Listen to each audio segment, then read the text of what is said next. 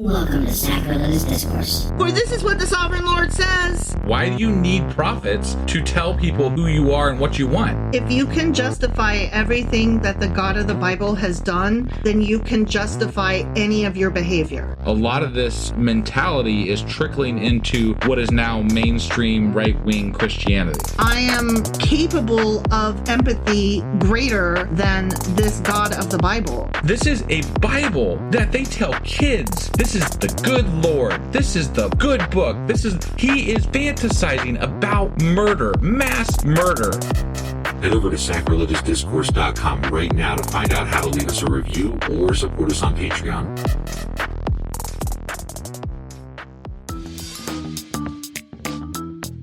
Hey there, sinners and saints. It's your favorite Bible-bashing duo from Sacrilegious Discourse, and we need your help. That's right, folks. We're raising funds for some heavenly equipment and a studio that doesn't sound like it's in the depths of hell. Our current setup, let's just say it's more apocalypse than audiophile. So if you want to hear us dissect the Bible without the background noise of demonic squirrels, chip in a few bucks. We're aiming for $5,000 to upgrade our audio and build a studio worthy of blasphemous banter. Donate today and help us spread the good word of atheism. You can find a link right on our homepage, sacrilegiousdiscourse.com. Every dollar counts. Even if it's from your collection plate.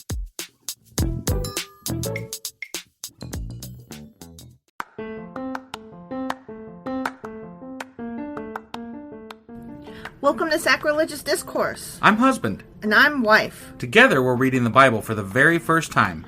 We grew up without religion and wanted to know what all the fuss was about. Well, what have we learned so far? That God is a dick, and apparently some people believe in talking donkeys. We're not trying to pass ourselves off as experts. Nope, we're just reading the Bible for the first time and giving our first take reaction. If you'd like to join us in this venture, you might consider starting at episode 1. Otherwise, jump in wherever you like. All right, let's go read the Bible. Yeah, let's get to it.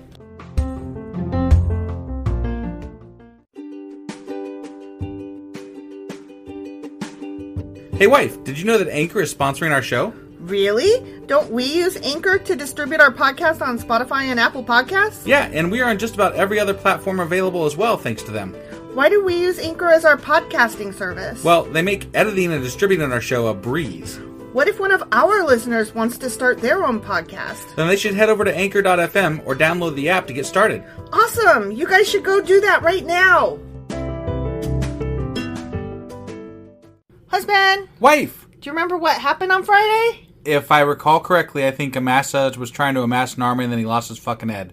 I mean, there was more to it. That did happen, yes. Yes. Right, yeah. Joab killed him because Amasa was taking too long, and then we found out in our Q&A on Saturday that Joab suspected that maybe Amasa was like conspiring with Sheba, who is who they were after. Right, yeah. And then so they went to go get Sheba, and they were going to wipe out this whole town, but this wise lady was like, wait. We'll hand the fucker over. Yeah, and so they tossed his head over the gate. I mean, that's a smart move on their part, in my opinion. And so then they went home with the head, and were like, we got him. Yeah. We did it. Well, you know, the lady at the wall got him. Yeah. I mean, he's done got. Yeah.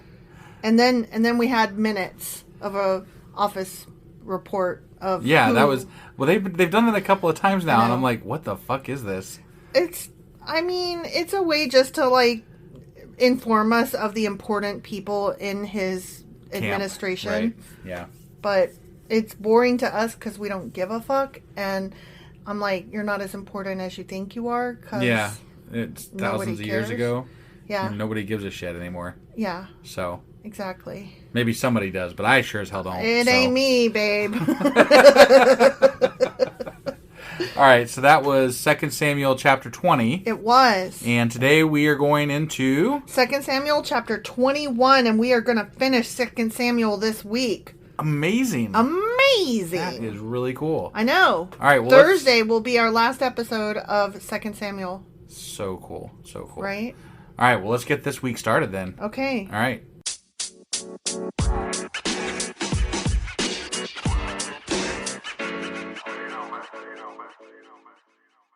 All right, 2 Samuel chapter 21. All right. I could read you the headline, but I'm not gonna. So we don't know what's happening. No clue. But it is not a continuation of the minutes. That was just two sentence thing. Yep, it's a new thing. Going into a new section. Mm-hmm. Okay. There's a famine. There's a famine? During David's reign that lasted for 3 years. That would indicate to me God's not on their side. So David asked the Lord about it. Oh, okay. Wow. All right. Did you read ahead? No, I didn't read ahead. Wow. I mean, famine to me means God's not on your fucking side. Well. So why is God, fucking him over with a famine? I guess David's going to ask him about it and be like, hey. What's up, man? And the Lord said. Yeah. The famine has come because Saul and his family are guilty of murdering the Gibeonites. Saul's dead, man. I don't remember who the Gibeonites are or why we should care that Saul killed them. Right, but why is David's people paying the price for what Saul did? Because God always does a random overarching punishment of all y'all motherfuckers. Until he doesn't. And then he decides all of a sudden you're going to reign for life until next week. Reign for life until next week. That was great. It's so true. But more often than not, he punishes collectively. He does not reward collectively very much. At least, for sure.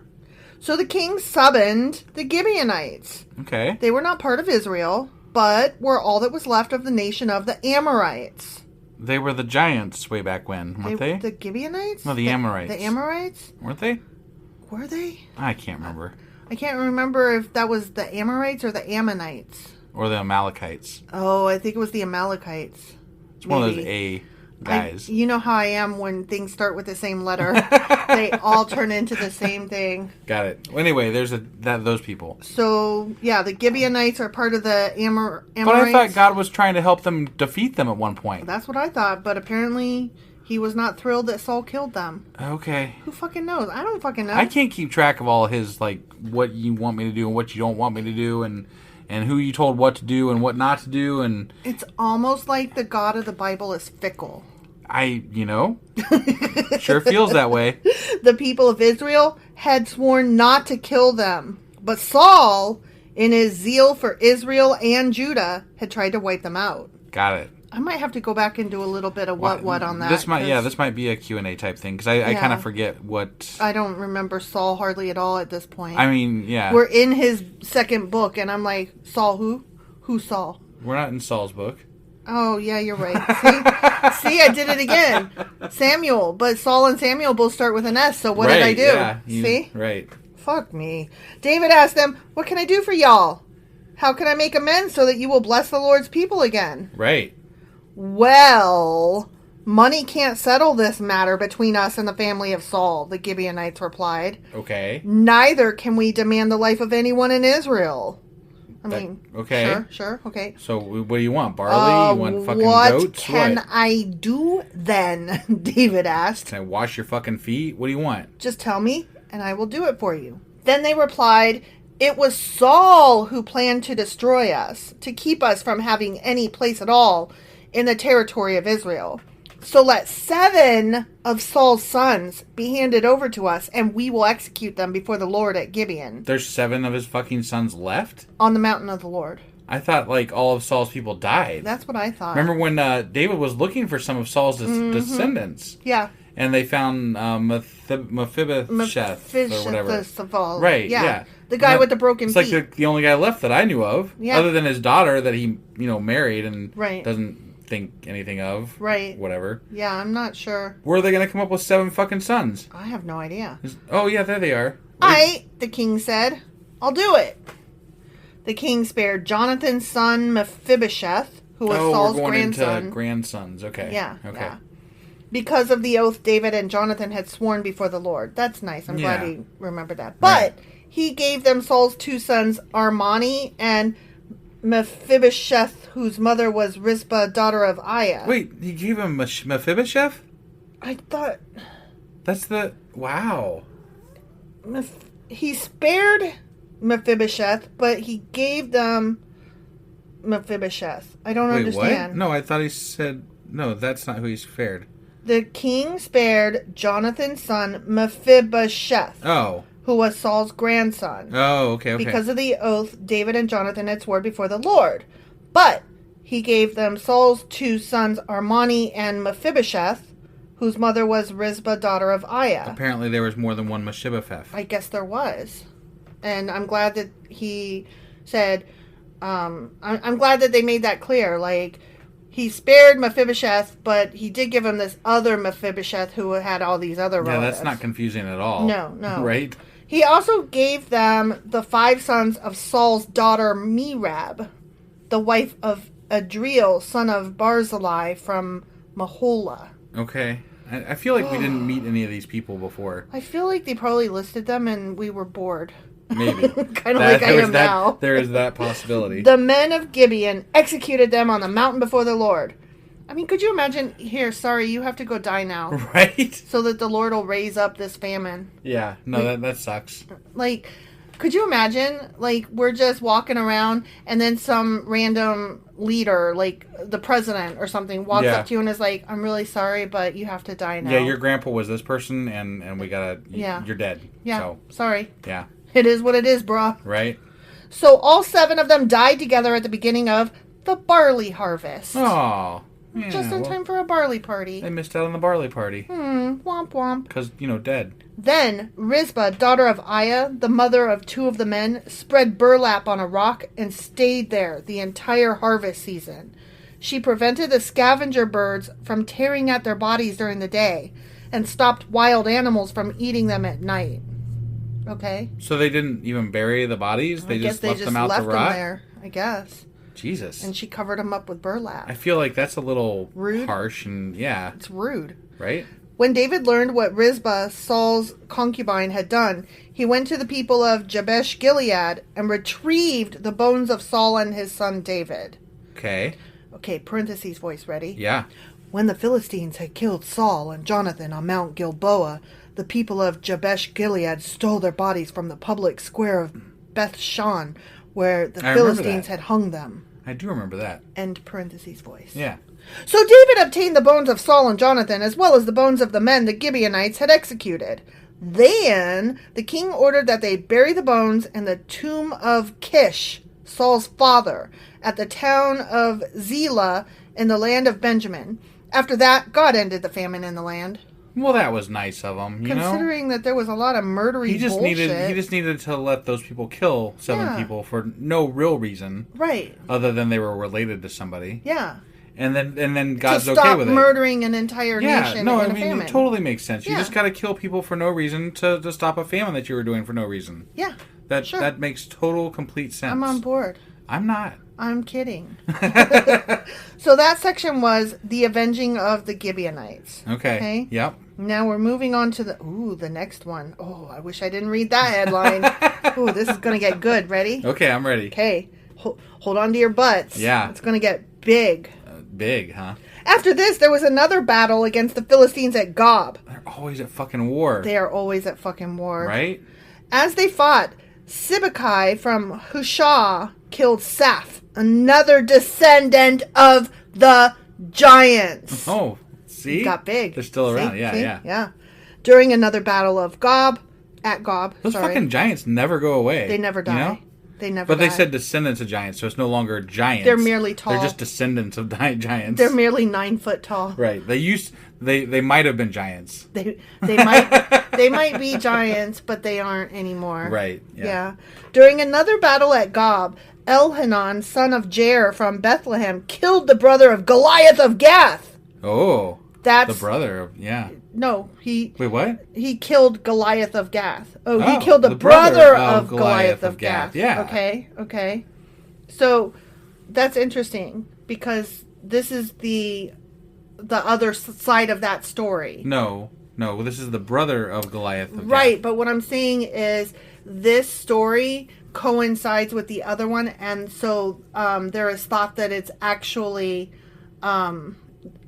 not the brother that this guy actually killed Goliath. I might want to look that up because I thought that actually happened in an entirely different book in the Bible. I'm thinking it's this one. I would double check that because I think that might be wrong. Okay. So. No. The handle of his spear was as thick as a weaver's beam! Exclamation point. Thick as a weaver's beam? Mm-hmm. The fuck is a weaver's beam? As thick as a dick? I don't know. I don't know. I have no reference point for a weaver's beam. Okay, well, think of a beaver. Think of a beaver and his ween. Think of a weaver. What the fuck are you even talking What's about? a weaver? Oh, I don't know. He weaves. I don't know. He weaves. I'm gonna look up what a weaver's beam is because I'm very curious. I'm thinking it's like you have a loom, right? And you weave on it, and then the beam is like a stick, and it's clearly very thick, but the spear is thicker than that. Oh, weaver's beam is like the cross piece that you hold your at the top of the loom. Your thing that you're weaving with at the top of the loom. Right. Of course. But that's kind of what I said. Beam. I said it's probably part of the weaving. Well, I was busy Googling when I was looking it up. I'm so literally telling you based on the words what it means. And you're like, look it up, though. But I've literally never heard the term weaver's beam before. No, I'm like, where would I have heard that at? I have never heard it either, but I'm just like putting it together like, well, they were weavers, they had looms, and so there would have been, a beam that goes across the top. Right, sure. Sure. And that's what it was. And it was fucking thick, and this guy's spear was thicker than that. That's crazy. In another battle with the Philistines at Gath, they encountered a huge man with 6 fingers on each hand and 6 toes on each foot. And we both had the exact same Princess Bride thought. Exactly. My name is Inigo Montoya. Oh my god, you do that every time. I know. I'm sorry. You always fuck it up. But they killed my father. You prepare to die because his name is Inigo Montoya. Inigo Montoya. Yeah. My name is Inigo Montoya. You killed my father. Prepare to die. Got it. Okay. I want my father back, you son of a bitch. Right. Yeah. They encountered that huge guy with the 6 toes digits. And the 6 feet and the hands and shit. Who was also a descendant of the giant. Oh my god. What? No way. But when he defied and taunted Israel, he was killed by Jonathan, the son of David's brother Shemiah. Awesome. These 4 Philistines were descendants of the giants of Gath, but David and his warriors killed them. The end. You think that's the last giants we'll hear of? Hell no. Like, they were supposed to be like this short little bit, and they were going to wipe them out, like, completely. And then they just keep popping up everywhere. Just kept happening. They're, like, everywhere in the fucking Bible. I'm like, there's giants everywhere. And that section was called The Giant Slain by David's Men. Ah. Yeah. Yeah, but as we also discussed, I think, was it in the last Q&A that giants was just a name for, like, people that were really hard to beat in battle, basically. Yeah. Like, they just were Most really likely. adept fighters, basically. Right, because the word that they use is Nephilim. Right, and right. Nephilim probably meant, like, hardcore warriors. Definitely not angels or giants. I mean, to me, that makes a lot more sense. It makes so much more fucking sense. Because giants, come on now. That's bullshit. Get the fuck out of here with that. Right? Yeah. That's bullshit. So that's that. That's that. I'm very excited to see where we go from here. I am too. I mean, we've only got so many more things 3 before we get to the end of this book, so it's gotta like get really good here, right? Go out with a bang. We gotta go out with a bang. I mean, we are ending on giants. That's not bad. Yeah, no, definitely. Right. All right. Well, we'll find out more tomorrow when we get into today was 2 Samuel chapter 21, and tomorrow we'll be getting into 2 Samuel chapter 22. And we will see you guys then. We sure will.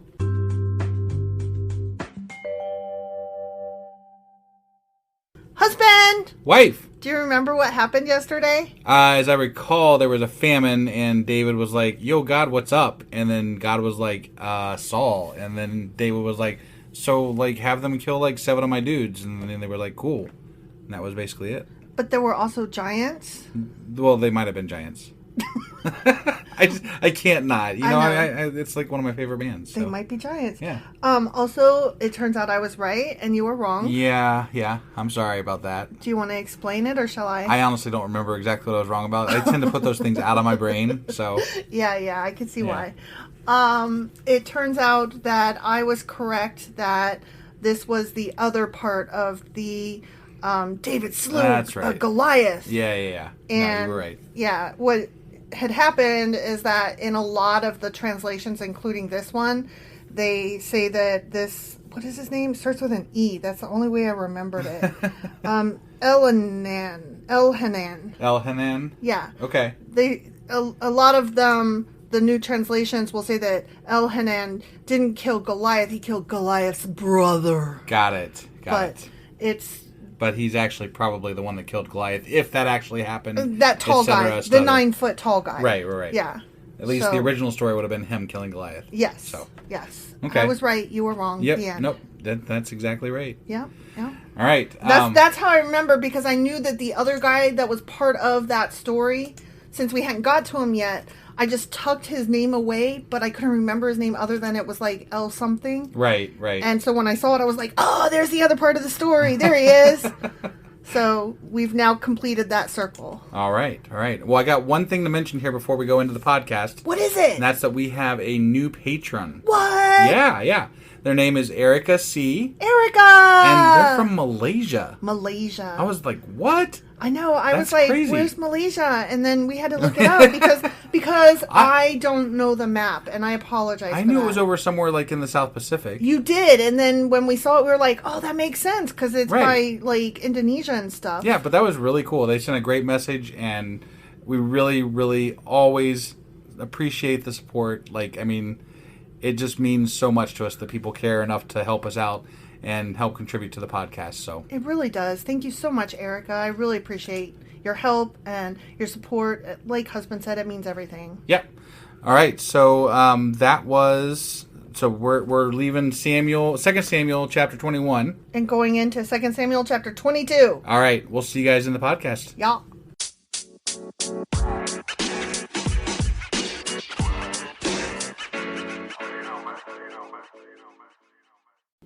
Okay, I don't normally do this anymore. No? But going into 2 Samuel chapter 22, yeah, I really feel like I have to read this headline just as a preparation. Oh, okay. Of sadness. That worries me. Well, it normally, we've decided not to because it's spoilery, but I feel like this one is less spoilery and more just settle in for a second here. Okay. All right, yeah. David's Song of Deliverance. Fuck. Right?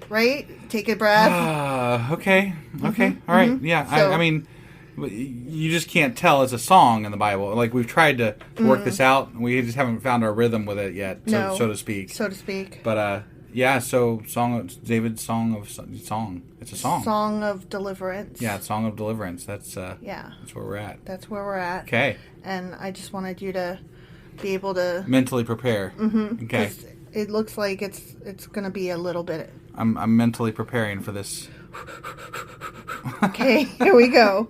David sang this song to the Lord on the day the Lord rescued him from all his enemies and from Saul. Wait, Saul's been dead for a while, right? So is this? I mean, like, he's still fighting people now. Saul died a while ago. Is this like at the end? I'm not sure where this falls exactly. Nope. Who knows? Okay. They stuck it in there. Okay. All right. Yep. All right. Whatever. Yep. I mean, all of a sudden we're talking about Saul again. The fucking song. Yeah. Okay. Great. He sang, "The Lord is my rock, my fortress and my savior."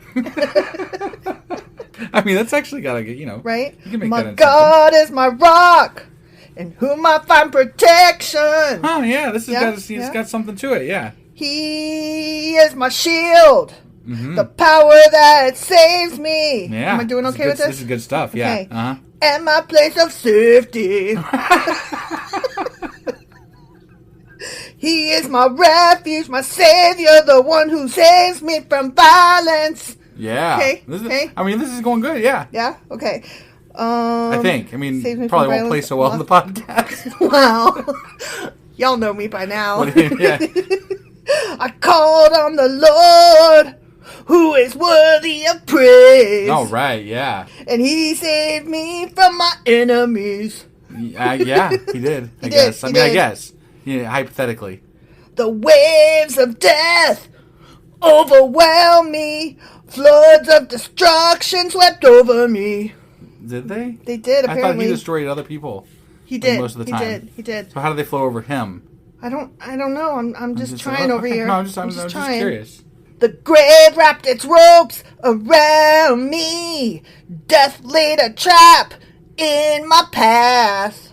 I mean, this is just words and words and more other words. Right? Yeah. But in my distress, I cried out to the Lord. Yes, I cried to my God for help.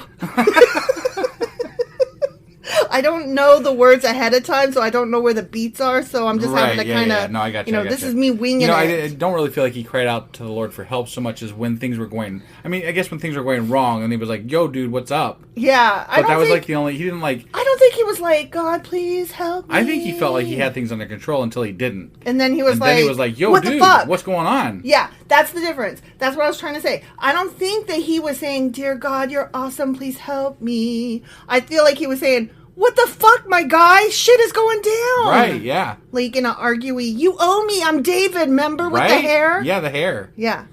He heard me from his sanctuary. My cry reached his ears. I mean... That's what happened. His cry reached his ears. God has ears. So we now know that God has ears, apparently. I mean, we are made in his image, yeah. Yeah, sure. Or some shit like that. But you remember when they said in, was it Genesis, where he smells with his nose, or what was it? He tastes with his nose. He tastes That's with right, his because he nose tastes with his holes. nose. So yeah. I guess he still hears with his ears. Horton heard a who. Yeah. Then the earth quaked and trembled, the foundations of heaven shook. They quaked because of his anger. Smoke poured from his nostrils. Well, why was he angry? What was he angry about? I don't know. I'm still singing. The only thing he was angry about Saul, I guess, killing the Gibeonites. Look, I'm just reading the words here, okay? No, I know. I'm Fierce flames leaped from his mouth. Glowing coals blazed forth from him. Fire from his mouth? Fire from his mouth. Wow. Yeah, and coals and I didn't think you could even see God, so like the fact that there's fire coming from his mouth, that's a revelation. Okay, this is a song I feel like you're being too literal. I am, because it's fun. He opened the heavens and came down. Dark storm clouds were beneath his feet. Okay. I'm still going. Yeah, I know. It's still song. I know. This is tragic. I kept hoping it would be done. Yeah, I did too. Mounted on a mighty angelic being, he flew, soaring on the wings of the wind. Wait, he was mounted on an angelic being? Mm-hmm. But it was wind. So the wind is a being. Okay. He shrouded himself in darkness, veiling his approach with dense rain clouds. Those rain clouds, they always cover God up, you know. You like them. I can't see him because of those rain. The rain clouds always block my view of God. Wait. Winnie the Pooh. What did he sing? He sang something about the rain clouds and honeybees and tut tut looks like rain. Right. Damn it. Okay, I'll think of it later. Okay. Winnie the Pooh. Because we need another song. Is that what we need? Yes, Winnie the Pooh. He sang a great one. Tut tut. It looks like rain. Yeah. A great brightness shone around him, and burning coals blazed forth. The Lord thundered from heaven. The voice of the Most High resounded. Okay. Okay? Yeah. Okay. He shot arrows! He shot arrows? And scattered his enemies! What the fuck does he need arrows for? He's God. His lightning flashed! And they were confused. Because lightning always confuses me. Then at the command of the Lord, at the blast of his breath, the bottom of the sea could be seen. It's got some serious halitosis going on, huh? And the foundations of the earth were laid bare. What? Man, that's some bad breath. Well, the foundations of the earth. Yeah, I don't know. This is so really stupid. It's like poetry, but not good enough. Right. He reached down from the heaven and rescued me. He drew me out of deep waters. Okay? Yeah, okay. He rescued me from my powerful enemies, from those who hated me and were too strong for me. Okay. I don't know. I'm just going here. I mean, okay? at one point, pretty much everybody hated him, from what I understood. Because he was a dick. Yeah, I mean, David. I don't think that's changed. He's still a dick. David but, is a dick. Whatever. Yeah. They attacked me at a moment when I was in distress, but the Lord supported me. Breaking it down. I am breaking it down. Hell yeah. He led me to a place of safety. He rescued me because he delights in me. I wonder how many subscribers we're gonna lose today. But he's saying, Yeah, no, I got it. he delights in me. Yeah. That's why he saved me. He Okay. delights in me. Got it. Yeah. Yeah. The Lord rewarded me for doing right. He restored me because of my innocence. His innocence. Yeah, I'm so How many innocent. fucking wives does he have? Oh, And my wives and how many my people has he concubines. fucking killed? Yeah, Innocence? I'm innocent. Fuck him. Yeah, fuck him.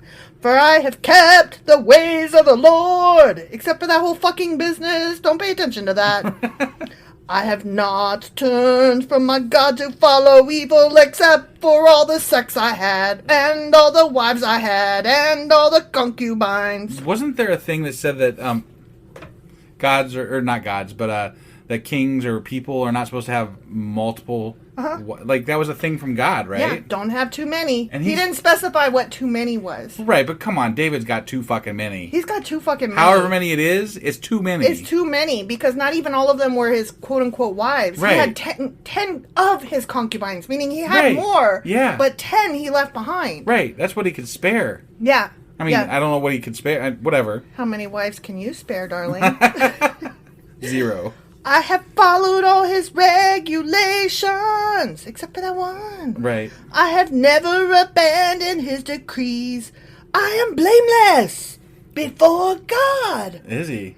I have That's kept awfully- myself from sin. You know, like I would say that Moses was a lot less blameless, or a lot more blameless than David is. I would agree with you on And that. Moses got fucked. He So, did. He you know, did. Fuck David on that. Yeah, Like, fuck that's- David. He's not right here. This No, is not he's correct. a liar. He's awfully pompous for singing this fucking song. He's like, I'm awesome. right? And if I was God, I'd be like, dude, fuck you. Stop singing. You need to shut the fuck up. Yeah. The Lord rewarded me for doing right. He has seen my innocence. They're big on the innocence here. I'm It's like so fucking innocent. they're bringing this bit. They're trying to make him sound all good. All of it They're really big on innocence, and they keep what now? bouncing. They keep so bouncing? like they're bouncing between. He does shitty things like kill people and what have you, and then now they're like they want to be like he's all perfect and wonderful and shit. So That's because all the Jesus-y people descended from him. Right. And so they're like, look how great he is, even though he did all the bad stuff. Yeah. But still, he's pretty it's fucking just like great. this is like the song's like a advertisement for David. like, well, I'm you know, just like, like- who are you trying to convince? Because I read it. Yeah. I read it, my Right. guy. Right. To the faithful, you show yourself faithful. To those with integrity, you show integrity. To the pure, you show yourself pure. Such great writing. But to the crooked, you show yourself shrewd. What? Okay. Shrewd. Yeah, shrewd. When somebody's crooked, he's like, You I'm gotta gonna be shrewd at you. Yeah. You rescue the humble, but your eyes watch the proud and humiliate them. Dude, does he? No. No. No, he doesn't. No. No. I Oh didn't- Lord, you are my lamp. Do you remember that guy he killed because he wanted to fuck Bathsheba? Yeah. I'm just saying. Yeah. Where does he get off? I'm saying, innocent. Where does he get off saying this shit? I'm innocent. Fuck this bullshit. Will you cut me off though? I know. I'm sorry. Oh Lord, you are my lamp. That's a thing. Yeah. Okay. They say that in churches and stuff. Do they? Yeah, that's like Lord's a my whole- lamp. Yeah, Got it.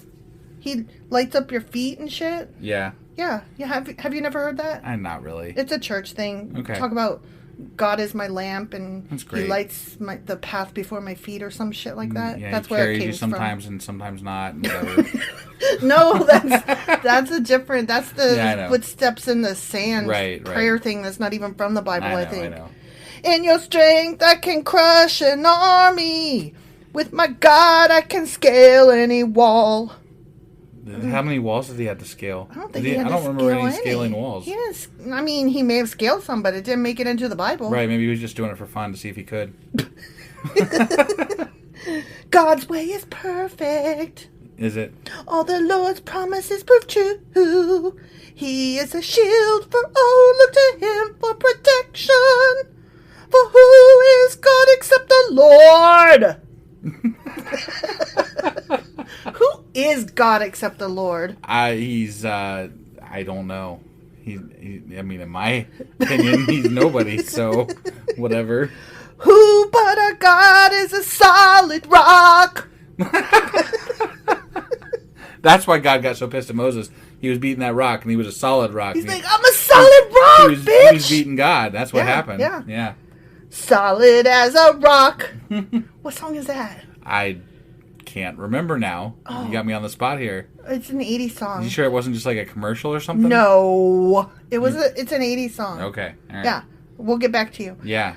God is my strong fortress, and he makes my way perfect. Perfect. Okay. Perfect. Perfect. Sorry, I scrolled, and so then I had to play it off. Got it. Yeah. He makes me as sure-footed as a deer, enabling me to stand on mountain heights. Oh my God, you're going to piss off our listeners here with your screams. Look, the cat doesn't like it either. She's like, Mother, doesn't. Stop. Yeah. He trains my hands for battle. He strengthens my arm to draw a bronze bow. A bronze bow? Yeah, I almost said bow, but then I realized it says bronze bow. Got it. You have given me... I like how sometimes he's like, God over there, I'm singing about him. And then sometimes he's like, just kidding, I'm looking right at you. And I'm singing to you. A bronze bow would seem pretty impractical to me. It would. It's pretty heavy. Like, why would you want a bronze bow? I don't want any bow. Okay. Unless it's the kind of bow that goes in my hair. I'm just saying. Yeah. No, I agree. You have given me a shield of victory. Your help has made me great. You have made a wide path for my feet to keep them from slipping like those hospital socks. Not what it says. No, but that's what I was imagining. Okay. You know, yeah, keep the grippy socks. Yeah, the grippy socks. Those are good socks, best. Yeah. Don't lie. I always keep them, and you do too, don't you? Yeah, because you're the grippy socks. The hospital grippy socks. Yeah. If y'all go to the hospital and you get hospital grippy socks and you didn't bring them home, it's the only good thing to come out of a hospital visit. Yeah, I'm either calling you a liar or stupid. Right. Yeah. You get those socks and you bring them home and you wear them around the house. Yeah, the grippy socks. The grippy socks. Mm-hmm. I chased my enemies and destroyed them. I did not stop until they were conquered. Yeah. Oh, this is so boring. True. It's really boring. Okay. I consumed them. I struck them down so that they did not get up. They fell beneath my feet. You have armed me with strength for the battle. You have subdued my enemies under my feet. Oh, so much shit about feet. You placed my foot on their necks. I have destroyed all who hated me. They looked for help, but no one came to their rescue. They even cried to the Lord, but he refused to answer. I ground them as fine as the dust of the earth. I trampled them in the gutter like dirt. Man, he treats people badly. Very badly. He's like, I'm going to kill you really bad. Really bad. Not just kill you, but kill you really bad. Can this song be over yet? Please, please, hope. God, please. I'm praying, please. You gave me victory over my accusers. You preserved me as the ruler over nations. People I don't even know now serve me. Foreign nations cringe before me. As soon as they hear of me, they submit. They all lose their courage and come trembling from their strongholds. And why is he always fighting people? I don't know. Doesn't sound like they all cringe before him. No. Some of them are like, no, we're fighting. Right? Yeah. Yeah. They're all fighty. Right. They don't seem very scared. Yeah. And then there was that one time that David ran away. Right? From his son. Yeah. So I'm just saying. Yeah, this song is bullshit. The song itself is bullshit. Yeah, I agree. One paragraph left. Ready? I'm ready. Okay. The Lord lives! Praise to my rock! May God, the rock of my salvation, be exalted! Yeah. He is the God who pays back those who harm me! He brings down the nations under me and delivers me from my enemies. You hold me safe beneath the reach of my enemies. You save me from my violent opponents. For this, O Lord, I will praise you among the nations. I will sing praises to your name. I'm trying. Shit, man, I ain't a singer. I'm just trying to do some do something with it. Yeah, I'm trying to make it less boring. Right. Okay, Yeah. because if I read this straight through, it'd be like, Right, that'd be boring. Whereas instead, I'm coughing all the way through it, and you're editing out my coughs because I do not sing. Yeah. Okay, one last go. Ready? You give great victories to your king. You show unfailing love to your anointed. To David and all his descendants forever. The end. Okay. Whew. That was rough. Such a. That was so rough. That was really bad. That was so bad. Yeah. I think you're probably talking about the book, and I'm talking about my singing. Well, it was a little of both I was talking bit about. Of both. Bit of both. Yeah. I won't do that again. Well, yeah. I mean, we got whatever. You know, it was fun. Maybe we'll find out tomorrow when we listen new. to it. You know, it's too late to, go back and redo it anyway. So I mean, you guys get what you get. We had to try something a little different here, and right. We've done all kinds of shit. We did a beat that one time. Oh, that was fucking horrible. That was fun though. That was better. You think? I didn't think it was better. Well, I mean, me making up just various la la la, boo boo da pop pop. You think that was better than the beat? I don't know. Yeah, I thought that was all right. Oh, it was all right. I mean, I'm just saying it wasn't horrible. Maybe. There's more songs in the Bible. Fuck those songs. That's what I'm saying. I'm the one that's got to read them. Right. So yeah. That's why I'm asking you now. Like, get in your head what you want me to do with the songs henceforth, because I've tried 2 different ways, and they both suck. Maybe we should ask our listeners. Do you guys have any suggestions on how to handle stupid Bible songs? Yeah, because this is killing me, man. Right? Yeah. I'm not okay. Right, yeah. It's draining. It really is. Yeah. Well, because I have, breathing issues right now, and so this is hard. Right. Okay, well... That was 2 Samuel chapter 22. And we are going into 2 Samuel chapter 23, and hopefully there will be no more song there. Hopefully, yeah. All right, we'll see you guys tomorrow.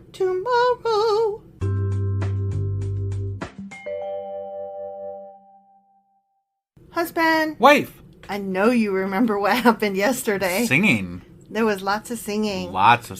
David was singing to God. Oh. And I was trying to sing it the best I could. I thought he was singing about tooting his own fucking horn. That's what he was doing. So he was trying to convince somebody that he was innocent. I think he was trying to convince himself, personally. Mm-hmm. That was a really fucking dumb song. It's you did as good as could be expected, I think. You did a decent job. Thank you for that. Yeah. Thank you for that. It made me feel like in the movie Chicago, where at the beginning they're going through their whole, pop 6, blah blah, whatever. Yeah. And then it gets to the one that's innocent, and she's all, nuh-uh. And that's David, except that David's a liar, whereas the girl that's saying nuh-uh was actually innocent. Right. So, actually, I guess that was a poor comparison. But mostly I just wanted to, say... Talk about Chicago, yeah. Yeah, I know. That movie's so great. Yeah. Do you remember it? I do. That one in Moulin Rouge. Holy shit. I love musicals. I know. Okay. I'm done. Okay, so that was David's song or something like that? Yeah, it was David's song. Yeah. Yeah. And that was 2 Samuel chapter 22. Mm-hmm. And today we will be reading 2 Samuel chapter 23. All right, let's go do this. Okie dokie.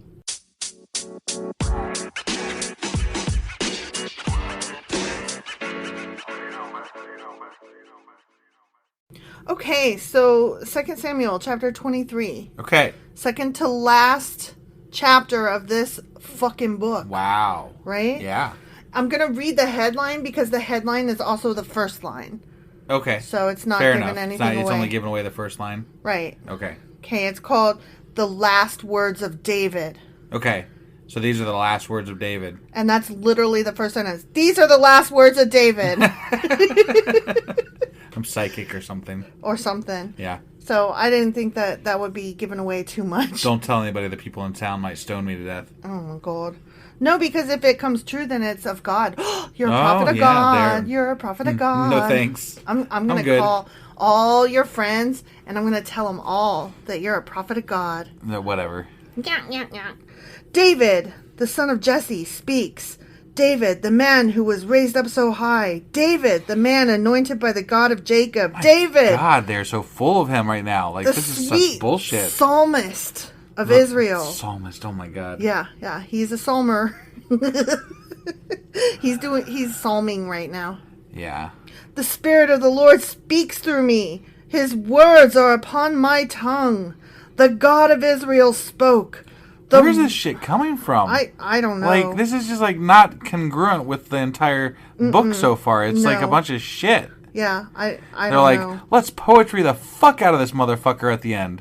I guess. Cause or something. It's like they realized, oh shit, we said a lot of bad stuff about him. We got to pretty it up right quick, because didn't, like, Jesus descend from this ass hat? Right. Maybe if we see enough nice stuff now. They'll just forget what came before. Exactly. Yeah. The Rock of Israel said to me, the one who, I know, the Rock of Israel. That's God, right? Solid as a rock. Yeah, that guy. Right. The one who rules righteously, who rules in the fear of God, is like the light of morning at sunrise. What? Like a morning without clouds. Like the gleaming of the sun on new grass after rain. Jeez. They think they're fucking Maya Angelou? Angelou? Maya Angelou? Is that how you say her name? Yeah, I think so. I'm like, what's going on here? I don't know. They're rhymey pantses without the rhyme. Right? Is it not my family God has chosen? I'm so awesome. Everybody lick me. I added that. Yeah, no shit. Is it not my family God has chosen? Yes, he has made an everlasting covenant with me. But he broke it like 3 days after he made it, and then he made it again. So, like, whatever, fucker. His agreement is arranged and guaranteed in every detail. He will ensure my safety and success. But the godless are like thorns to be thrown away, for they tear the hand that touches them. Okay. Don't be touching those thorns. Yeah. I have a rose bush out front, and I don't take care of it at all, and it keeps blooming and growing, and it is beautiful. And I got to get out there and pull some vines that keep trying to drag it down. Yeah. And I'm going to touch it. Right. And guess what? What? Even if it pricks me, it's okay, because I'm not evil, and there's no magic. Right. So it's all good. That's true. One must use iron tools to chop them down. I'm not going to use iron tools to chop them down. What did they do when it was the Bronze Age? They didn't have iron then. But that's not who he's singing to. Oh, okay. All right. They will be totally consumed by fire. Okay. Okay? Mm-hmm. And that was the end of that little bit. Great. Okay. Oh, and now I'm going to tell you the name of the next one. Because is it like the first sentence? It's the first sentence. Okay. Okay. David's mighty men. That's what it's called. Yeah. Ready? Yeah. These are the names of David's mightiest warriors. Okay, now we get to list off people. Fun. I know you love, as much as I love, how much they love listing people in the Bible. So I might be buzzing through this. Let's see. Okay. The first was Jashobeam, the Hachmonite, who was leader of the three mightiest warriors among David's men. Ooh, he once used his spear to kill 800 enemy warriors in a single fucking battle. Damn. I call bullshit. Right? No, I he agree. did not. Next in rank among the three was Eleazar, son of Dodai, a descendant of Ahoah. Once Eleazar and David stood together against the Philistines when the entire Israelite army had fled. Yeah. This sounds like that was Gladiators. Okay. Right, yeah. He's naming them off, so I gotta, use that right. that over voice. The announcer voice? The announcer voice, yeah. He killed Philistines until his hand was too tired to lift his sword, and the Lord gave him a great victory that day. The rest of the army did not return until it was time to collect the plunder. Next in rank was Shammah, son of Agi from Harar. I cracked myself up on that one. One time, the Philistines gathered at Lehi and attacked the Israelites in a field full of lentils. Because that's relevant somehow. It's as important as a barley party. Right, yeah. The Israelite army fled, but Shammah held his ground in the middle of the field and beat back the Philistines. So the Lord brought about a great victory. Once during the harvest, when David was at the cave of Adullam, the Philistine army was camped in the valley of Rephaim. The three, parentheses voice, who were among the 30, an elite group among David's fighting men, These are like the Marines of the Davids. went down to meet him there. David was staying in the stronghold at the time, and a Philistine detachment had occupied the town of Bethlehem. Oh, no. David remarked longingly to his men, "Oh, how I would love some of that good water from the well by the gate in Bethlehem."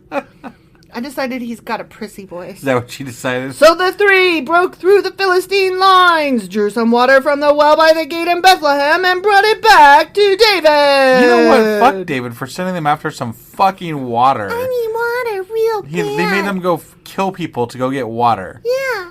Are you Risk kidding your me? life. I need water more than That's you. some bullshit. Yeah. But he refused to drink it. Instead, he poured it out as an offering to the Lord. Like, seriously, dude, fuck you. Yeah. That would piss me off. I gotta tell you what. I'd be like, but I... Oh, okay. Right? Oh. The Lord forbid that I should... Oh, wait, I did the wrong voice. Oh. The Lord should forbid that I should drink this, he exclaimed. Because you were an asshole to send them in the first place. This water is as precious as the blood of these men who risked their lives to bring it to me. So David did not drink it. These are the examples of the exploits of the three. Abishai, son of Zeruiah, brother of Joab, was the leader of the 30. He once used his spear to kill 300 enemy warriors in a single battle. That's nothing. The other guy did 800. I know, Yeah. wimp. Right? It was by such feats that he became as famous as the three. Abishai was the most famous of the 30 and was their commander, though he was not one of the three. Womp womp. Well, because the three killed like 800 with the one guy did, at least. So. I know. And they brought water from Bethlehem, so We can't all be they're three. fucking awesome. We can't all be three. Right. Some of us has to be 4, 5, and 10. Yeah. You know? 17 even. I don't know. There was also Benaiah, son of Jehoiada, a valiant warrior from Kabzeel. He did many heroic deeds, which included killing 2 champions of Moab. But he was not one of the three. Nope. Another time, on a snowy day, he chased a lion down into a pit and killed it. Once armed only with a club, he killed an imposing Egyptian warrior who was armed with a spear. As opposed to the non-imposing Egyptian warriors. He killed one guy. Right. He killed But one guy. he was imposing. But he wasn't a giant. No, but imposing though. But how is that different from any other fucking warrior That's that you're facing off really against? kind of my question here. Like, so, It's a stupid comment. I mean, like, okay, this sounds like I'm saying, so you killed a guy, so what? And I don't mean it that way because obviously, you know, if you came up to me and said, I killed a guy, I Right. wouldn't be like, you killed a guy, one Right, guy, right. so what? Yeah. But in Bible language, okay? And when we're talking about other people that killed 300 and 800 people. Yeah, you killed what's one one fucking dude, guy. you know? Like, get fuck over cares, yourself. man. You are, no wonder you're not a 3. Imposing what? The other guys that had these weapons weren't imposing? Right? Get the fuck out of here. Benaiah wrenched the spear from the Egyptian's hand and killed him with it! Okay. Deeds like these made Benaiah as famous as the 3 mightiest warriors. He was more honored than the other members of the 30, though he was not one of the 3. And I cannot repeat that often enough. Just in case you were wondering, he was not, I repeat, not one of the 3. Right. So he's not quite that famous, but he's like, there's like tiers. There's the 3, and then there's Him. the other ones, and then there's the rest of them. Yeah. So, yeah. Okay. So there's the 3, But and then there's apparently- him, and then there's 29, and then there's the rest. Right. Apparently, those other ones didn't care. I mean, like, sounds like they didn't kill hardly anybody. They killed nobody. They were I nothing. killed a guy and a lion. They were worthless. And I'm almost as famous as the 3 who killed 300 and 800. I never get to be the 3. Why can't I be the 3? I would love to be the 3. Fuck the 3. They're assholes. Does one get elected to be a 3? I would love to be a 3. I'm taking signatures now so that I can be a 3. Can I be a 3? No. What about MoveOn.org? I have got the petition. And now I would like to ask, may I please be... You know what? I think that this vote was stolen. I am a 3. No. And David made him captain of his bodyguard. Okay. Other members of the 30... Oh, here we go. Ready? Okay. Other members of the 30 included Asahel, Joab's brother, Elhanan, son of Dodo from Bethlehem, Shammah from Herod, Elika from Herod, Helez from Pelon, Ira, son of Ikish from Tekoa, Abiazar from Anathoth, Sibbecai from Hushah, Zalman from Ahoa, Merhorai from Netopah, Hilid, son of Banah from Netopah, Ithai, son of Ribai from Gibeah, in the land of Benjamin, Benaiah from Pirathon, Hurai from Nahelgash, Abiaban from Arabah, Asmaveth from Bahiram, Eliabah from Shalban, the sons of Jashan, Jonathan, son of Shagi from Harar, Ahiam, son of Sharar from Harar, Eliphalet, son of Shuspai from Makkah, Eliam, son of Ahithophel from Gilo, Hezro from Carmel, Parai from Arba. Oh, Jesus God. Dryer sheet from the dryer. Water from the faucet. Igal, son of Nathan from Zobah. Bani from Gad. Zalek from Ammon. Naharai from Rira. What the fuck was that? I lost breath. Oh, okay. And I was like, The armor bearer of Joab, son of Zeruiah. Ira from Jatir. Gareb from Jatir. Uriah the Hittite. Okay. There were 730 and 30. There was an odd number in all. 37. 37. There was not 30. No. There's 37. And not 730 either. Not which 730. Is what my dyslexic brain But they started saying, they said it's the 30, and then it turned plus into... 3. Plus, okay. Which would be 33. Right. Plus David would be 34. So there's 3 unaccounted counting as for. other one, like, but why would they call them the 30? Right. Like, There's I thought 3 the 3 were unaccounted part for. of the 30. Oh, you know That's what? they said. Oh, okay. So maybe then, if there were 37, maybe there's David plus his 30, including the 3, makes 34, right? Or no, makes 31. Sorry. So that's 31, right? Yeah. Maybe the other 6 were like just his admin staff. Okay. You know, they got named the last couple of chapters ago. Okay. Maybe it was the 6 of them. Well, because one of them definitely was a leader, it said, so... Oh, I don't fucking know. I'm just... Oh, whatever. I'm trying to... Maybe they just were like, it's somewhere between 30 and 40, let's just call them the 30, and it's like an elite group. I mean, I really like rounding numbers to the nearest 5. So Right. I'm okay with this But they plan. rounded the wrong way. They did. If, we're rounding. Yeah, they did. So. You're right. You're absolutely right. Just saying. Very odd. Right. Yeah, because 37, that's Plus, not... they like the number 40 a lot better in the Bible, so why didn't they go with 40? Why didn't they just name it 40? Right. So It's called weird. The 40. The 40! Yeah, but no, it's the 30 apparently. The 30, it's the 30 to odd, 37. weird number that we don't really have any... Yeah, what? I don't know. I don't know either. It's a code. Who gives a fuck? It's a code, didn't you know? There's people, and they were apparently, badass warriors, and David's supposedly really awesome now. Suddenly. And, whatever. Yeah, he was never attacked and he never did anything wrong ever. Right, he's perfect. He's beautiful and I love his hair. All right, well, anyway, that was 2 Samuel chapter 23. Sure as fuck was. And tomorrow will be 2 Samuel chapter... 24, the final chapter of 2 Samuel. Do you think it's... Samuel? Samuel. Yeah, sorry. Sandals. Samuel. I'm having problems. Yeah, I hope... it feels like it's going to go out on a poetic bullshittery. I know, and I'm kind of disappointed. I in am it, too. So I'm like, this is some crap. This is like This is like when you're reading a book or watching a movie. Oh, it's like Lost, right? Right. Which made no fucking sense the whole way through, right? But you're waiting for it to tie up, so you're like, Right. okay, I'm in. Like, I'm in. surely this is going to be like fantastic. And right? then it doesn't tie up anything at all, at all. And then you find out like, and it was all a dream, and that's what this is. This Right. is like, and it was beautiful, gorgeous, and the dew on the grass, and the sunshine, and rainbows and shit. And his 30 warriors were the best. The end. Whatever. Like, what? Okay. No, you get back in there and you write that ending to Lost. you get back in that writer's room. I don't care that you painted yourself in a corner. That's not my fucking problem. Right. You did that. Right. You did that. All right, real quick before we wrap this up today, I want to throw out one thing that I want some people to do for us. Okay, do this. If you are, I know I mention this every time at the end of the episode in our exit, but like if you It's were an listening, outro, whatever. Sorry, Yes. that thing.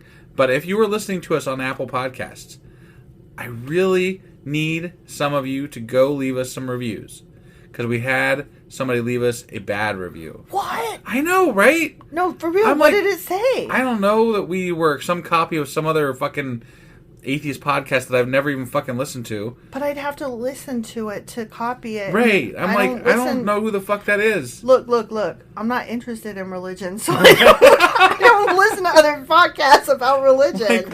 Like us reading the Bible is enough. Like we're reading the fucking Bible. I don't need to hear somebody else read the fucking Bible. No, seriously. And like we started it initially, we're like, we're gonna do this without getting ourselves tainted with any other religious stuff. We're just gonna jump in and start fucking reading. Yeah. Because we didn't want to like copy somebody else if somebody else was doing this. Yeah. So like we're like, let's just get in there and do it. And I think we're pretty fucking unique, god damn it. But you know what? Even at that, no, somebody else is reading the Bible? Right. No. Right, yeah. Like, that's never been done in all of history. Nobody's ever read the Bible. Like, I don't think you got the copyright on that, my guy. Right? Yeah. So, yeah. Oh, Anyway, well, I'm sorry if it sounds like I'm copying somebody, but I guarantee that no matter what, nobody sounded like that last episode of me singing. right? Yeah, they So, can't touch that shit. Get the fuck out of here. Yeah. You totally need to leave us a review. Yeah. For that. Please. No, boy, maybe not that. But you know, I mean I mean, be forgiving. Be nice. Right, yeah. All right, anyway, I think that's it. We're heading to the last chapter of 2 Samuel tomorrow. Second Samuel, Chapter 24. chapter 24. We'll see you guys then. Boy.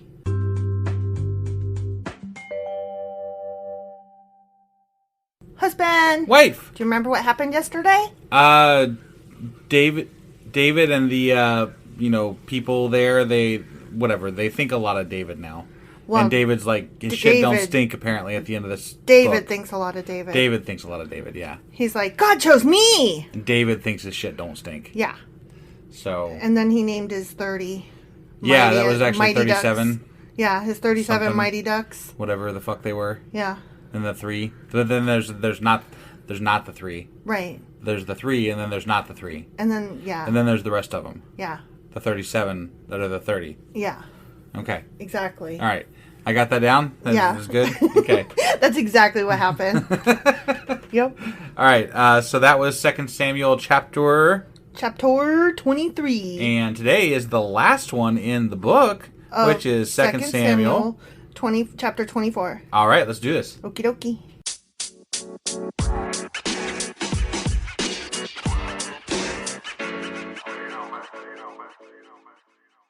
Okay, 2 Samuel chapter 24. Okay. Okay. I feel like we're getting towards the end of this book. And, when we get towards the end of books, people die. I'm just saying. Oh my like, gosh. It's just my hypothesis Are that you somebody's saying going to die. You think David's going to die? It's a possibility. I mean, like, how else do you move on past David, right? David's got to die. I don't know. We're still in the book of Samuel and he been dead. Right, but we're not moving on to the book of David. So, I mean, like, David's got to go. But we're moving into the book of Kings, of which David is one. He might live. Well... You don't know. All right, I guess it's possible. You don't know. No, I don't know. I really don't know. All right. So it's just my guess at the beginning of the episode here. I'm going to say it now. Okay. I think David dies. Damn. I'm just saying. That's my... If I had to take a bet right now, I'd say David dies. You took a left turn. Jesus. I'm just I saying. was not... I'm not saying I don't think that. I just, that's not where I instantly would have gone. Got it. So- I'm just basing this on history of books you're right. that we've read In the Bible. in the Bible. Not Bible. just like books in general. Right, not books in general. Okay. So 2 Samuel chapter 24. Once again, the anger of the Lord burned against Israel. What happened? What the fuck they do now? And he caused David to harm them by taking a census. Wait, what Fucking the fuck? census. Harm them by taking a census. You know how those censuses, they stab you like needles. Okay. Like peeling off your fingernails. Those censuses, But like they're we started rough. off, like we went from David's shit don't stink for 2 chapters straight, a song about it, and then fucking just like poetic bullshittery. He pissed them off. And then now David they sucks. done bad. Yeah. Okay. David sucks. And now we're doing a census apparently. Yeah. Okay. Go and count the people of Israel and Judah, the Lord told him. That'll show them. Those Yeah. fuckers. I'll make them 'em. count. God damn ya. Right? They didn't Counting. like it in numbers, but I'm going to do it again in this one. Yeah. So the king said to Joab and the commanders of the army, take a census of all the tribes of Israel, from Dan in the north to Beersheba in the south, so I may know how many people there are. Because, yeah. Yeah. I don't understand how this is punishment, but okay. Yeah. I'm waiting. It's terrible. gotta be there, right? Terrible Like, news. Something. Counting is hard. Yeah, but it's not like everybody's got to count, just like Joab and his leaders or something. But Joab replied to the king, may the Lord your God let you live to see 100 times as many people as there are now. But why, my lord the king, do you want to do this? Yeah. Why? But the king insisted that they take the census. Because God told him to. I think nobody wanted to do this, and he's like, God told me, because Yeah. we're bad. Yeah. That's why we got to do it. Yeah, yeah. He's got to have a good reason, you know? Right. He's He like, can't just say, because I want to plan for the next famine, stupid. well, it's a lot easier if somebody else told you to do it, you know? It's true. Pass Right? the buck. Yeah, I'm Like, just passing on a message, guys. Yeah. We just got to do this shit. we just got to do it. Suffer through it, man. Yep. So Joab and the commanders of the army went out to count the people of Israel. First, they crossed the Jordan and camped at Aror, south of the town in the valley in the direction of Gad. Okay. Then they went on to Jazer. I'm guessing they're counting as they're going through, huh? Then to Gilead in the land of Tatim Hodshi. Okay. And to the Danjan and around to Sidon. Great. They're counting. Then they came to the fortress of Tyr. Are we going to fucking name every goddamn city in Israel? And all the towns of the Hivites and Canaanites. Okay, well, at least they're generalizing now. Yeah, Somewhat. Those don't matter. Those ones, yeah. You know, Meh. and those Those Canaanites guys over there, you know, you those ones, yeah. Finally, they went south to Judah as far as Beersheba, having gone through the entire land for 9 months and 20 days. Jesus, you could have had a kid in that amount of time. They got to start over again, you I know? was just thinking that, yeah. Right? They returned to Jerusalem. Joab reported the number of people to the king.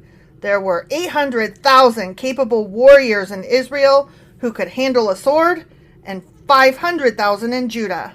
This is just the dudes. That's a lot. This is just the dudes Because, you know, that's of all they warrior ever count. age. They only ever count the dudes. So 800,000 plus 500,000 soldier age men. Right.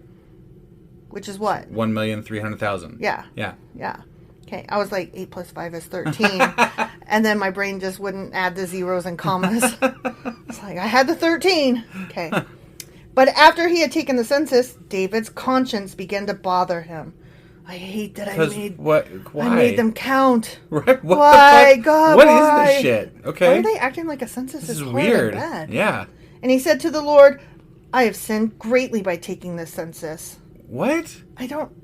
this is our Q&A I'm here. fucking... Baffled. Yeah, what is going on here? And I thought it said that the God made Right, him God do wanted it. them to do it. This is the punishment for them being bad. Right. Or something. I'm clearly confused. Please forgive my guilt, Lord, for doing this foolish thing. The next morning, the word of the Lord came to the prophet Gad, who was David's seer. Oh, so what Where's happened to Nathan? Nathan? Yeah. I don't know. I guess there's another question. Gad and Maybe. Nathan? Yeah. Yeah. This was the message. Go and say to David, because I can't fucking tell him myself because I'm just Right, God. Right, yeah. This is what the Lord says. I will give you 3 choices. Choose one of these 3 punishments and I will inflict it on you. For what, though? What the fuck is going on here? For doing the thing that he told him to do. Okay. I guess. I don't know. That's what I understood. Yeah. Okay, all right, whatever. Okay, let me just make sure. I'm going to go back and read the first sentence. Okay. He caused David to harm them by taking a census. Okay, so God, he is God. Yeah. God, caused David to harm them by taking... Okay. Yeah. All right. Yeah. So it was God that made him do this, and now he's going to punish him for doing it. Is that... That's what it sounds like to me. What is this exactly? I'm wondering if this is like a translation thing where our translation maybe sucks. I don't know. Or just God being stupid again. Probably that one. You know, I choose that. Me that too. is the Pokemon I am choosing. Seems to be the constant in this Bible-y thing, you know? Okay, so we got to find out what the 3 choices are. Okay. And choose your punishment. Like a choose your own adventure, only choose your own punishment. So Gad came to David and asked him, will you choose 3 years of famine throughout your land? Jesus. 3 months of fleeing from your enemies? Or 3 days of severe plague throughout your land? I'm going to go with... I don't fucking know. I don't either. Plague sounds best, I guess. Like, just hunker 3 down, days? guys. Like, yeah, just... 3 days. Sorry for everybody who dies. I don't know. I don't fucking know either, because... whatever. Right. Think this over and decide what answer I should give the Lord who sent me. I'm in a desperate situation, David replied to Gad. But let us fall into the hands of the Lord, for his mercy is great. Do not let me fall into human hands. So the Lord sent a plague upon Israel that morning, and it lasted for 3 days. Good call. Good call. I chose the plague, yeah. Yeah. A total of 70,000 people died throughout the nation. Jesus, they're going to have to redo that fucking count they just did. From Dan in the north to Beersheba in the south. But as the angel was preparing to destroy Jerusalem, the Lord relented and said to the angel... the death angel. I sneezed. But as the angel was preparing to destroy Jerusalem, the Lord relented and said to the death angel, stop! That is enough! At the moment, the angel of the Lord was by the threshing floor of Araunah, the Jebusite. Okay. When David saw the angel, he said to the Lord, I am the one who has sinned and done wrong, but these people are as innocent as sheep. What have they done? Let your anger fall against me and my family. Well, I still don't get what is going on. You sinned how here, again now? right? I mean, you suck. I don't disagree with you. Sure, yeah. No, I mean, there's many things prior that we could have been like, yeah, you're fucking you deserve horrible. This. But, like, counting people... the census? When God told you to count the people... That's what sent God over the top. This is sounding like the Balaam story, you know? Like, God told me to go, but then he stopped me without telling me he stopped me, and then I was going to die for it, but then I realized because my ass talked to me. Like, it's just stupid shit. Like, what is this? It's bullshittery is what? Yeah, it is. That day, Gad came to David and said to him, go up and build an altar to the Lord on the threshing floor of Araunah the Jebusite. So David went up to do what the Lord had commanded him. When Araunah saw the king and his men coming toward him, he came and bowed before the king with his face to the ground. Why have you come, my lord the king? Please tell me he's not to kill me. I know, right? Please don't take my head. David replied, I have come to buy your your fleshlight, what? your threshing floor, and to build an altar to the Lord there so that he will stop the plague. Okay. Take it, my lord the king, and use it as you wish, Araunah said to David. Here are oxen for the burnt offering, and you can use the threshing boards and ox yokes for wood to build a fire on the altar. There you go. I will give it all to you, your majesty. Yeah. And may the Lord your God accept your sacrifice. Your sacrifice? You're the one fucking giving it to him. But the king replied to Araunah, no, I insist on buying it, for I will not present burnt offerings to the Lord my God that have cost me nothing. Right. Yeah, okay, that's fair. So, David paid him 50 pieces of silver for the threshing floor and the oxen. David built an altar there to the Lord and sacrificed burnt offerings and peace offerings. And the Lord answered his prayer for the land, and the plague on Israel was stopped. Oh, boy. The one that was only supposed to be 3 days. And after 3 days, it was going to stop. But then he was like, please don't go past 3 days. Please stop. And God was like, build an altar and then I'll stop, even though I already just said 3 days. Right. Yeah, it didn't, why would it, right. Right. This is all bullshittery. This was like one of the dumber ends to a fucking book. Like, we had the 2 chapters prior to this that were just like bullshittery and fluffing up David, and then all of a sudden, as always, God gets angry about something out of fucking nowhere, only now he doesn't actually talk to the people that he's angry about. Right. And then we have some bullshit crap happen. But I was wrong. David doesn't die. David didn't die. Not but yet, anyway. that is the end of 2 Samuel 24. And the end of 2 Samuel. That's what I meant to say. Right. Yeah, the end of That 2 is- Samuel. That is the end of that book. Yeah. I knew that David is referenced again in future books, but I wasn't sure if it's because he didn't die here. Right. So that's why I couldn't argue with you too much. No, I mean, I just didn't figured know. because it was the end of a book, maybe he dies. I didn't know. Right. I don't know these things. But he is a king. But yeah, and that was a really dumb end to a book. That was a horrible end to that book. It really was, and I don't understand any of that shit. Me neither. It should have stopped like 2 chapters ago, 3 chapters ago. Right. Well, yeah. Honestly, if they had to end the chapter somewhere, it kind of did end. There definitely was there was an arc that could have ended better, and then they went off into this crap that they started going off about David, and then God got angry out of nowhere. Of nowhere. And a fucking what the fuck is the census? Why is it? Why is that difficult and bad? And why did he make him do it and then decide he was mad that the dude obeyed him? Right. It was so stupid. I hate it. I do too. All right. Well, that's it for this book. So tomorrow we are going to be doing our Q&A for the week for the chapters that we read this week. Yep. And then on Saturday we're going to be doing a couples episodes, right? Yeah. We'll have a Q&A over 2 Samuel. Right. Not a Q&A, but the final bonus episode where we wrap up the whole book. And then we'll also do our new series. You're Always Wrong. No, it's the Contradictions. It's the You're Always Wrong Contradictions. series. Because you're always wrong. But it's Contradictions. Because whatever you choose, you're wrong. Whatever. Yeah. Okay. And then on Sunday, we will have our next installment of the Sacrilegious Book Club. and our weekly replay. Yeah. Yes. Okay. And then so on Monday, we'll start First Kings. Awesome. All right, sounds good. We will see you guys the next few days for our bonus episodes and whatnots, and then next week we'll see you bright and early for our First Kings. Yay! Bye. Bye.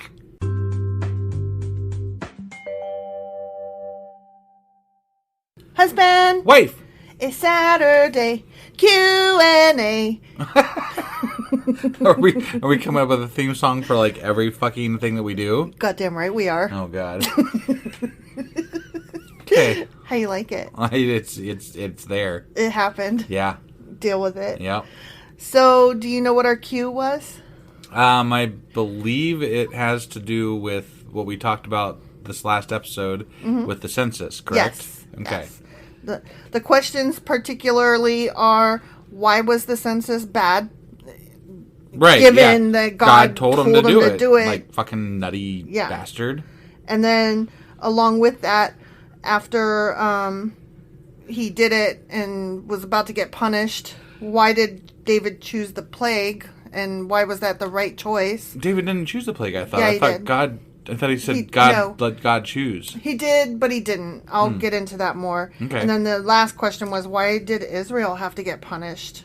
That made no fucking sense. And there was no reason given, at all. Yeah. So I have some answers. Some of them overlap. Some of them are apologist, and some of them actually come from the future that we haven't read yet, but they're pertinent, so I have to reference them. Okay. So fair enough. Spoilers, etc. Spoilers, yeah. All right. Well, let's get into this Q&A, yeah? All right.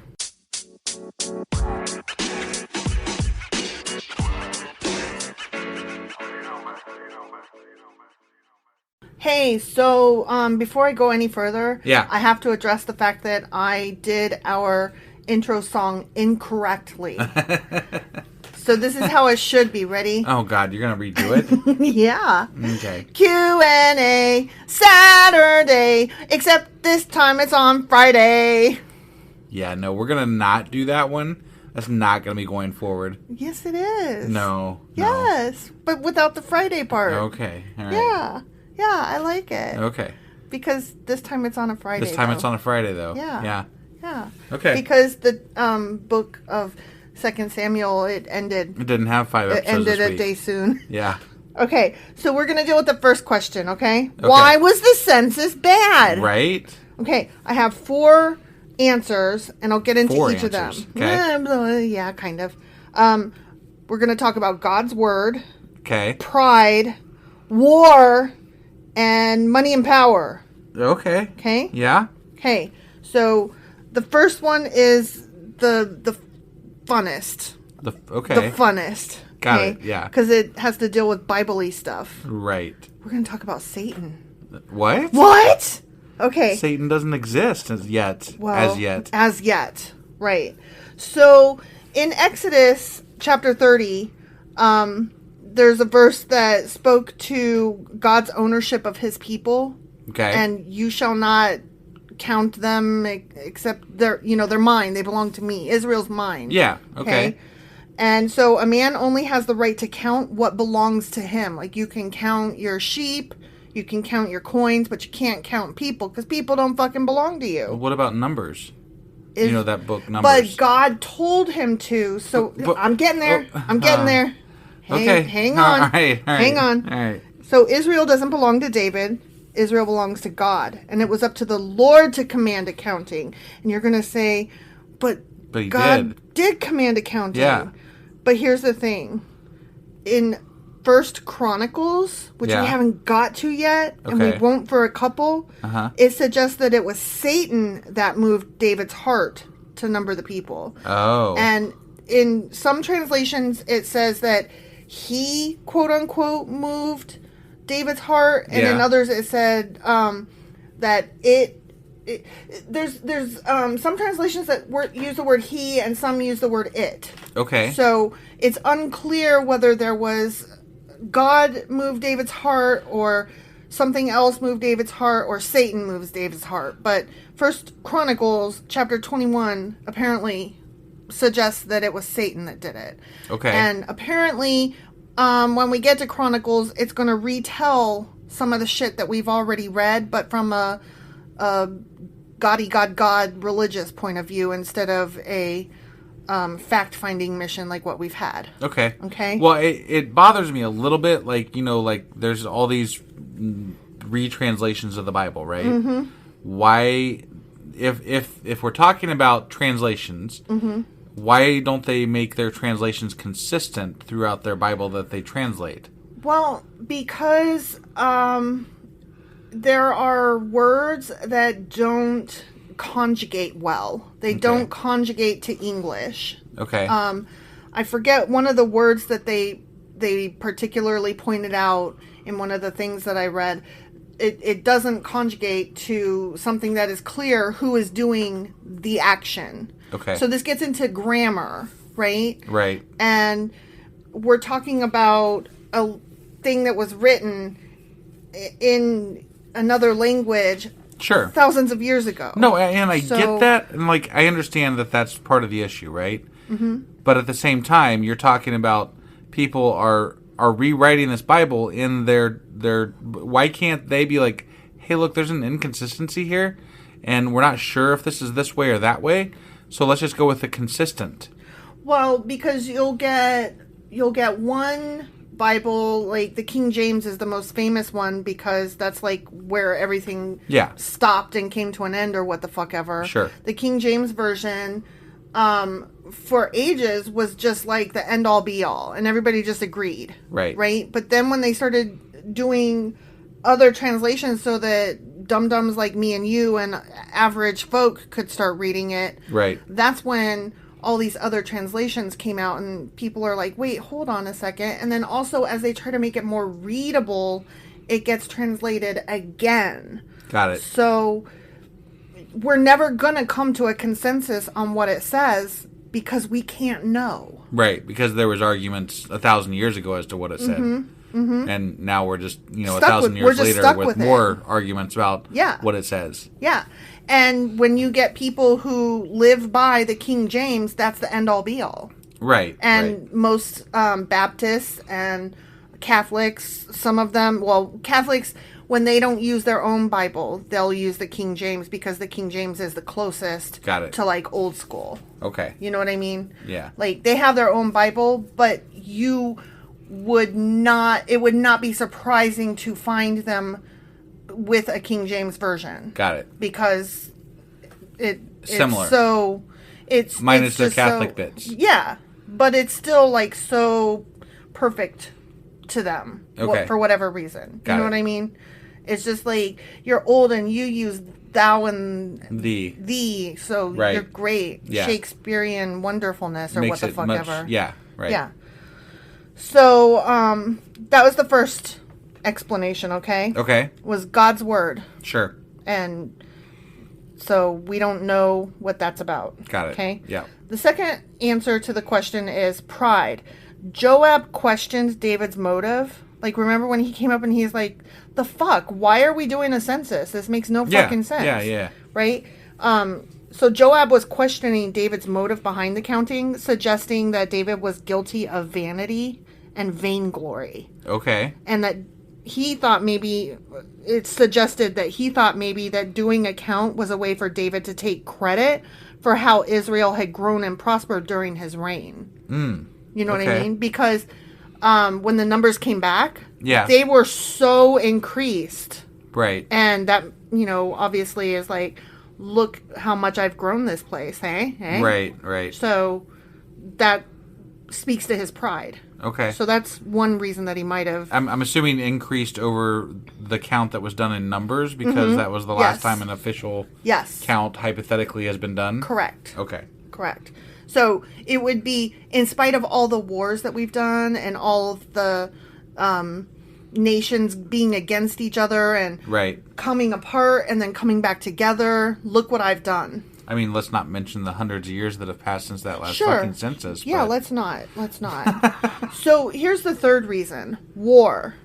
Yeah. David desired the increase of the nation, as any leader would, but he probably wanted to measure the size of his army to know if he had enough force to conquer a neighboring nation. Right. Which, I mean, that's just good military sense, right? Sure. So one of the notes is that the information delivered to him was not the actual population. It was only the men fit for military service. Well, they kind of said that in the chapter 2. Like, they said it was men of military age. Yeah, that that's they counted, what I'm saying. Right. That's one of the notes. Right. So that really leans strongly toward why he might have wanted this information. Sure. It was... The census was being used as a tool for the draft. Right. Yep. So, the fourth reason was maybe money and power. Because the census was also a tool used to exact taxes. Okay. And for kings to measure their power and manipulate and coerce based on that power. Got it. So, I think it was probably reasons 2, 3, and 4. Right. Leaving Satan like right out. Yeah, right. Yeah. So, I mean, that doesn't really answer the question, why would God make him do this and then be like, now I'm mad at you for doing this. Yeah, no, that made no sense. But the point is that it might not have been God that told him to do it. Right. Or there were some apologists saying that God allowed Satan to move his heart to do this, to use him as a tool. Oh, okay. This I don't know. I don't know. I struggle with this. Like, if you're an all-powerful God, why would you the first thing that you do is you're creating an entity, an evil entity that has power over your people to co-opt them and fight your will, right? Yeah. You created this thing, okay? And then also you then allow them to actually do the bad things to people that are your people? But it's supposed to... Okay, I'm going to take the side of the explainer here. Okay. This is not my perspective. This is the perspective of somebody who would explain this to us. Okay? Yeah. So please don't take this as me saying this is how I feel. Got it. Okay. So the answer to that would be that he has allowed this other entity in and gives him the room to come and go and to do bad upon his people, to hone and shape them. Okay. To force the people to learn and to be better and to prepare them, for the great whatever. So his answer to honing and shaping is to kill 70,000 of them. Yes. Okay. And I'll get into that actually in a minute. Got it. So, That's going to be in the why did Israel get punished portion of our discussion here. Okay. So they also, a lot of the sources that I checked mentioned Job, the book of Job. Are you familiar with what happens in the book of Job? Not really, no. I haven't read it, so this is all secondary, but basically what's going to happen in the book of Job is that God and the devil, like literally, they make a bet where the devil is like, this guy Job is so up your butt in love with you, I bet if you give me the room to fuck his shit up, that he will stop praising you. Okay. And so the reason that this is mentioned is because Satan has to ask permission of God. May I please fuck with your guy? Right. And then God, because he's an asshole, does grant that permission. Yes, you may. The only stipulation being you can't kill my guy. Okay. So 3 different times the devil like wreaks complete havoc. I mean, he causes him to lose his family. He causes him to lose his livelihood. Good Lord. By the end, I think he's like blind and crippled and stuff. Wow. And still, the whole time he keeps praising God. So God is a smug fuck by the end and is like, see, my guy still loves me. Nah. That's just that's such bullshit. I have very big, a lot of people have very big problems with Job. Right. With not the book, Job, right, not Job the person, the book of Job. Right. Because it's like, how could you do this? And then, of course, apologists will come in and either say, well, it's just a parable. It didn't really happen. It's a story. Or they'll say, God is all-powerful and has his reasons. Right. And either way, those are unacceptable. Yeah. The parable sucks and God is a dick. Right. Right. Those are my responses. But the reason that book is brought up is in order to show that if Satan moves against man, such as in the case where he might have pushed David to do the census, he had to have permission from God to take this action. Got it. Okay? But they failed to cover that bit, so. But it does mention that in First Chronicles, when we get there, that it will say that Satan is the one who got it. Pushed this. Right. Yeah, pushed David to do the census. Okay. So I apologize. I don't normally do spoilery things where we get into books we haven't read yet, but the answer to this question is tied up. I got it. In shit we haven't read. Okay, so the next question is why did David choose the plague? And your argument was, well, he didn't. He said just leave it in God's hands. Right. Right? Yeah. Well, by saying that, he said, please let me fall into the hand of the Lord. That actually meant that he chose the plague because, and actually this makes sense. Okay. The other 2 options, the king and his family would be insulated from danger. Okay? Like, in the case of war, his own personal safety was in no danger because there was an ordinance preventing him from going into battle. So he would have been fine, right? Okay. In the case of famine, his own wealth would have secured his and his family's own support. They would have been fine. David knew after all the information from the census came back and he was like, oh, I shouldn't have done that. Right? Yeah. And then he's like, oh, fuck, God, I'm sorry. I fucked it all up, didn't I? And God's like, yeah, you fucking did. So choose the punishment, 1, 2, or 3. And he says, I choose the one that is...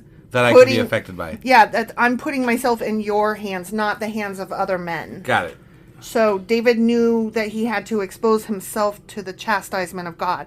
So this was like a test of his heart and his ability to think through and blah, blah, blah, blah, blah. Got it. Okay.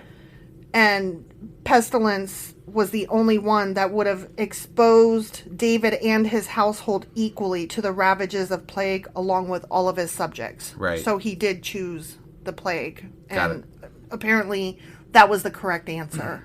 Okay. So I'm not saying that I necessarily see where they're pulling all this from, but I get the logic. Okay. How do you feel about that answer? I find the whole explanation very unsatisfactory based on what we read. Yeah. But, I can accept the fact that this is part of a bigger book, and okay, there's other sections, but to the best of my knowledge of what the Bible is it's a bunch of fucking rewrites from people who want to make it sound differently because they have different agendas at different times, and then the book was thrown together. Yeah. So, to me, the story just seems like absolute bullshit. Yeah. And not only that, but it was preceded, the previous 2 chapters, by fluffing up this motherfucker, and then just right into, oh, they fucked up, let's kill a bunch of people. Right. I'm like, what? Wait, what? Yeah. God hasn't killed a bunch of people in a while. Like, and then all of a sudden he's just like, 70,000 dead. Yeah. And why? Just why? Like, I mean, I get it. You gave us why. But well, it's still stupid. You're asking the next question, which is the third question we had. Why did Israel get punished? Right, okay, yeah. So, the verse was, the Lord's anger against Israel flared again and incited David to number Israel and Judah. Okay, that's the verse. Okay. Like, God's anger, he was mad again. I see, but it was hard to tell whether he was mad at Israel or the fact that David did the count. He was mad at both, and we are not given to know why. Okay. And this is the only question that I could not even find a halfway satisfactory answer.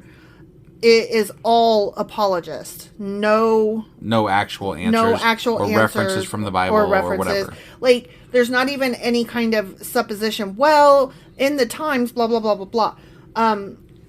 It just, what I could find basically was everybody is in agreement that God was angry with the whole nation for some undisclosed reason. Okay. And so thus God permitted David to fall into the sin of doing the count. Okay. So that he could then, it's like basically he gave the guy rope to hang him and his nation with. I guess.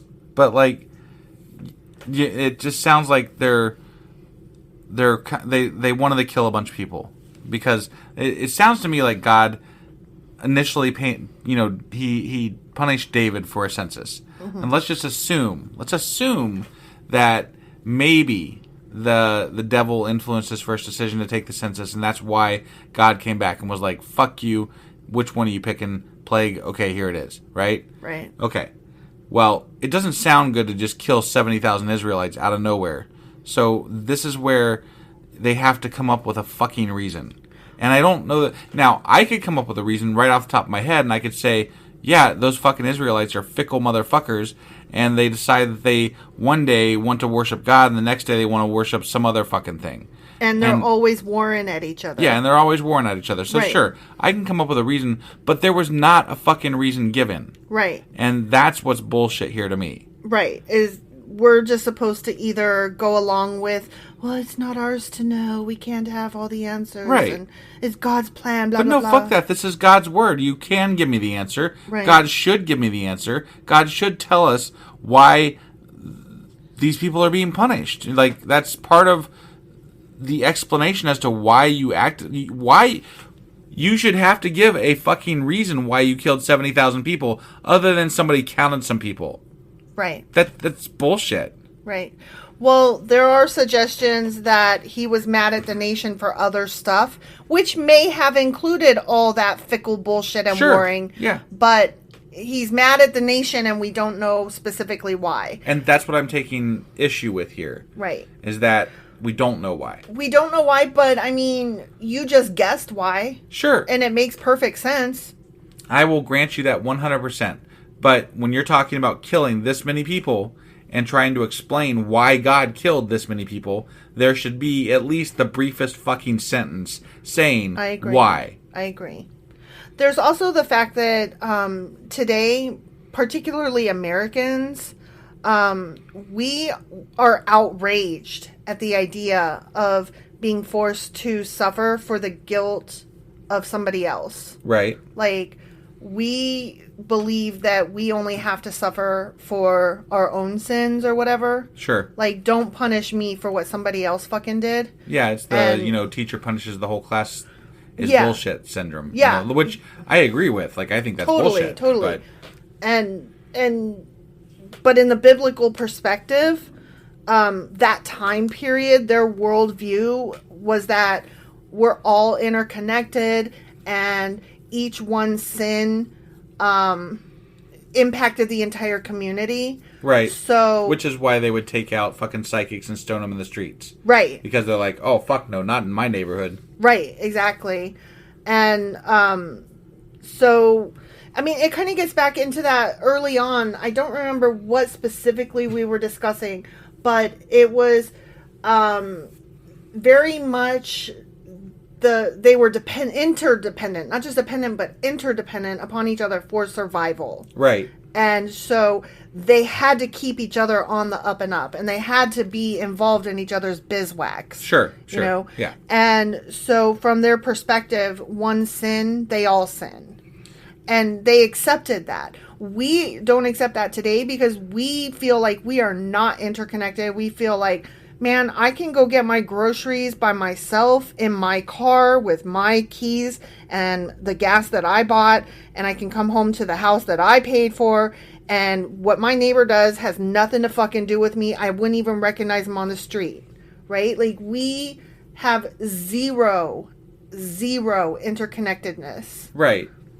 I get the use of interconnectedness as far as punishment, because, you know, let's take a community like ours, and let's say that something happened where there was some sort of an incident that had to do with you know, like a race relation of some type, because we live in a very white Christian backward ass but kind of backward ass. It's a classy backward ass community, right?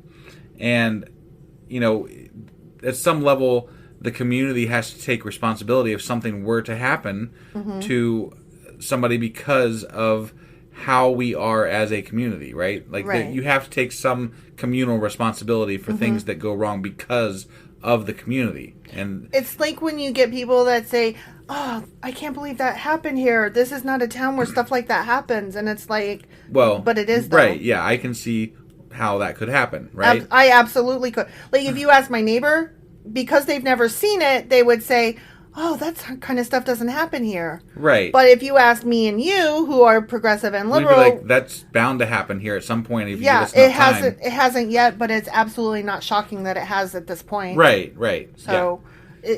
So I mean, I understand communal responsibility, but at the same time, you know, I also don't want to be punished for the whole group because I don't consider myself part of this community. You know, like, I don't want to be part of this community.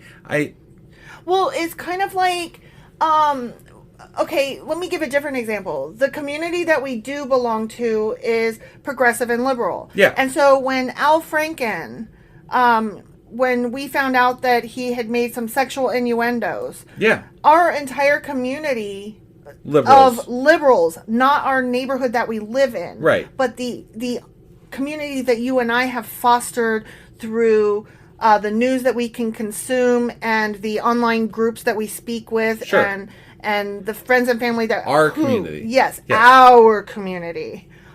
We were very dismayed and disheartened, and some of us went so far as to say he needed to step down and blah blah blah, and kind of took it overboard. But we were very hurt when somebody in our community, you know, did something that we didn't approve of. And we punished them accordingly. Right. And we didn't mind as much our community taking that hit because that was wrong. Right. We have to stand by our you know, what we stand for, we have to stand by it. Sure. So I think that it's not a matter of we don't want to be punished for wrongdoers in our community. I think it's less that so much as that we want to be allowed to choose what our community is. Right. Because I'll be goddamned if I'm going to be punished for anything that happens in this town. Right. You know, that's some bullshit. I don't believe in that. Yeah. But you have to be careful with that because then you get like the not all men and the not all white people, and you don't want to be that guy either. Right. You know? But you also, like, I think that if you're going to not accept communal responsibility, you have to have done something to fight it, which, you know, you and our kid went out to the Black Lives Matter protest that was here in our town. Which was amazing. Right, which was amazing. And I mean, like, there's not a lot of opportunity in a small town that we live in to do things like this, but I feel like we would and are on the right side of things when there is things like that available. I mean, I don't want to pat myself on the back too much. Like but I said, there's not a lot of opportunity. No, I know. But, I'm just saying, like, I don't want anybody to get the wrong impression, like, that I did one march, so I'm an awesome white person. We got together with our local Democrats and had a, right. voting, or not a voting party, but like a debate party, and, we try to keep in contact with people in the neighborhood that we're friends with that are Democrat and liberal and stuff like that. Yeah. So, I mean, we do what we can do. Right. To maintain who we are in this community as much as we are able to. I do call out racism, which is probably going to get me caught, shot one of these days. Right, yeah. But I'll just never forget that one time when I was in CVS and a guy an aisle over was talking about somebody, they needed to go back to their country, blah, blah, blah. Right. And I didn't even catch the whole thing, and I was like, we're not all sharing your beliefs. Some of us over here are fine with people just being people and living here, blah, blah, blah. Yeah. And it was like crickets, and then everybody got real quiet because it was kind of crowded that day. But I was like, I mean, I'm not going to change you. I'm not going to make you not be racist, but I am going to make damn sure that you don't say that shit. Right, like, not acceptable, buddy. Yeah.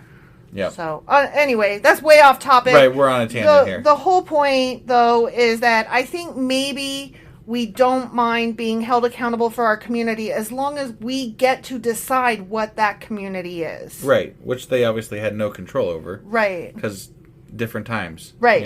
Right. So, I don't know. I certainly don't want to be held accountable for what America does, because I'm, like, not on board right now with how America's behaving. Right. Yeah, yeah. No, I mean, we're definitely putting out our, flags like, hey, not us. We don't agree. Yeah. We don't agree. Yeah. Yeah. Like, sorry about all that. Right? Yeah. So, those are the answers to those questions to the best that I could find. I don't know that they were really answers. It explains why they happened, but I'm not satisfied with the outcome of that chapter and those chapters there. But it did set us up for expectations of what we are going to come across in future reading. Right. And I think it did invoke some interesting dialogue here.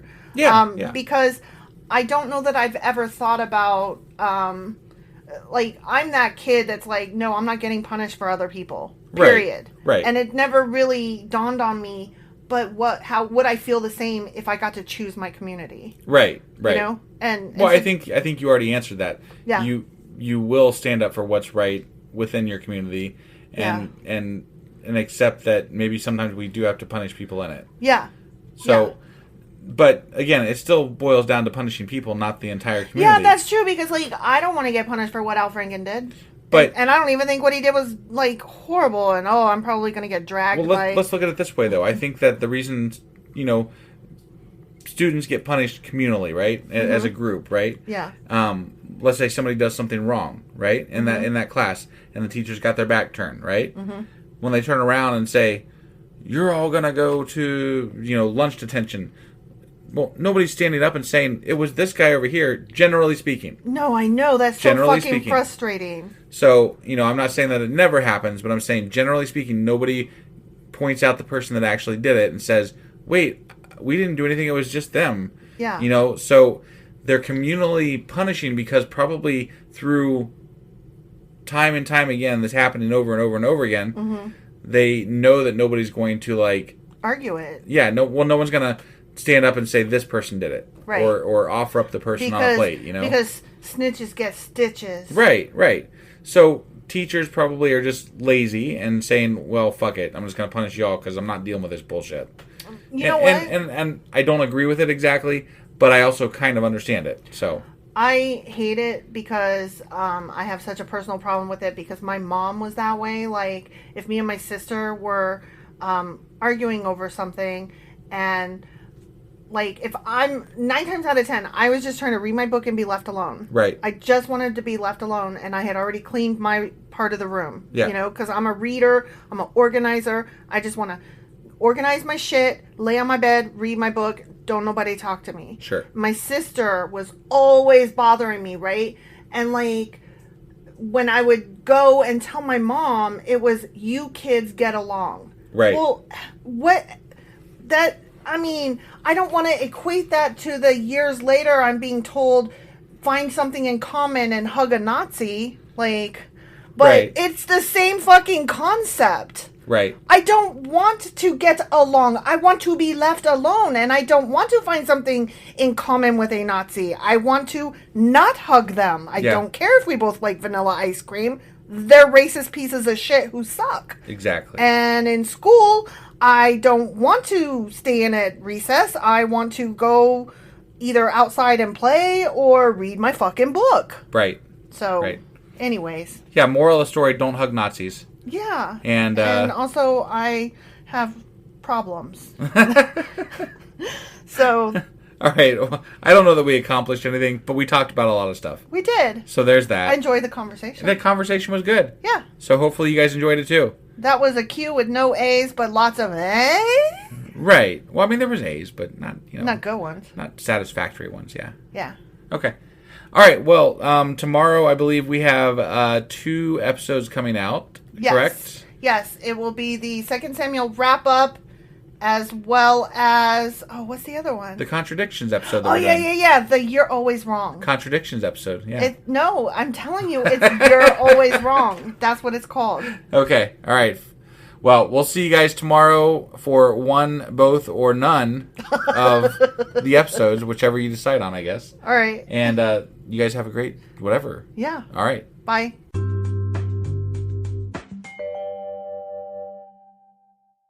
Husband. Wife. Do you know what we're doing today? We're doing the wrap-up for 2 Samuel. Yeah, kind of. Normally we do like a summary and a pop quiz. Right. And I'm breaking up tradition this time. Oh, man. Yeah. I thought we'd do like a recap of 1st and 2nd Samuel and, talk about like what parts we forgot and because it's one long story. Right, and right. It broke at a really odd place. Okay. So. Just to touch on some things here, we're not doing our contradictions today. No, we're doing those tomorrow. Right, so there'll be 2 episodes tomorrow, not today.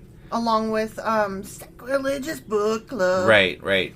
And the weekly wrap-up. Yes. Or whatever, replay. Sorry. Mm-hmm. And so then that's all the notes I've got for today. So we're ready to go ahead and get into the episode here? Let's do it. All right.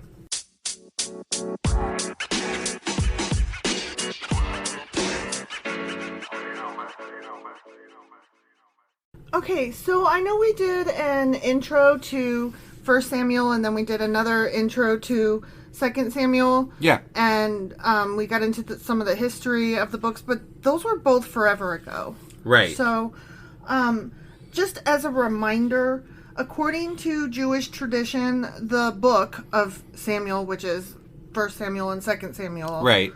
It was broken into 2, but was originally one big long piece.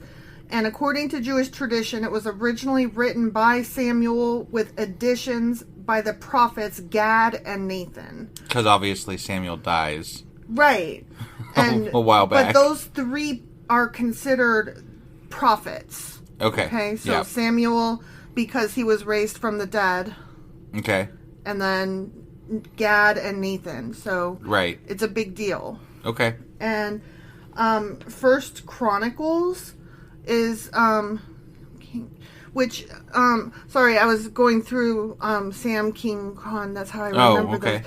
1st and 2nd Samuel, and then comes 1st and 2nd Kings, but when we get to 1st Chronicles, it apparently is an account of David's reign. Okay. So I think I mentioned that before, but it's just worth repeating because it's all very confusing and sure and back and forthy. Yep. So just another reminder, Samuel was the final judge.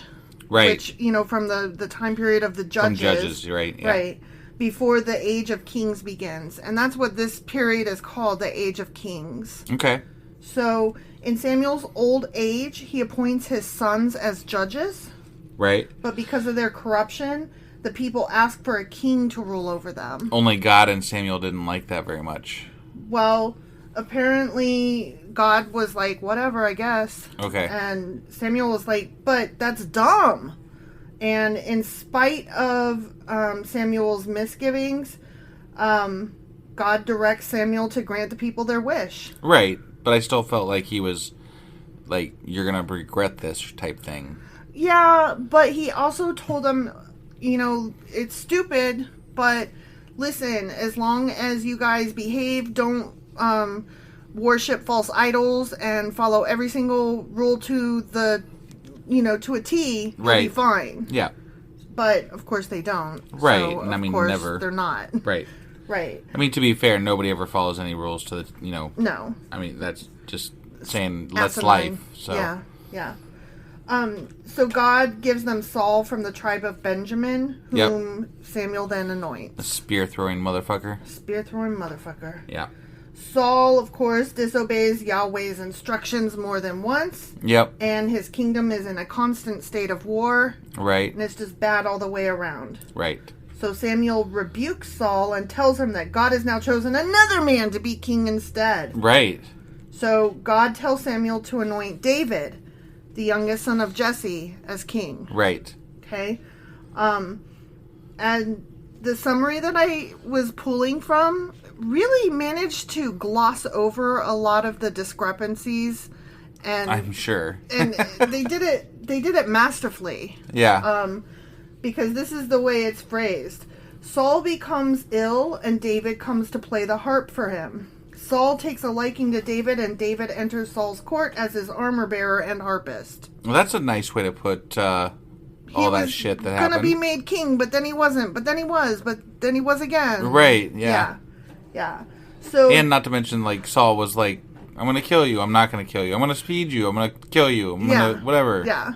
Yeah. I'm fucking psychotic. Really interesting little wrap up there. Yeah. During a war against the Philistines, a champion named Goliath emerges. Mm-hmm. And David slings a stone into Goliath's forehead. Goliath dies. And David cuts off Goliath's head with Goliath's sword. Awesome. Goliath killer, who's not actually David, but whatever, it's David. Exactly. Saul becomes jealous of David after the Israelites start singing about how much more successful David is. Well, he did kill tens of thousands, and he only killed his thousands, so... Yep. You gotta kill more people, You gotta do it. Right. Yeah.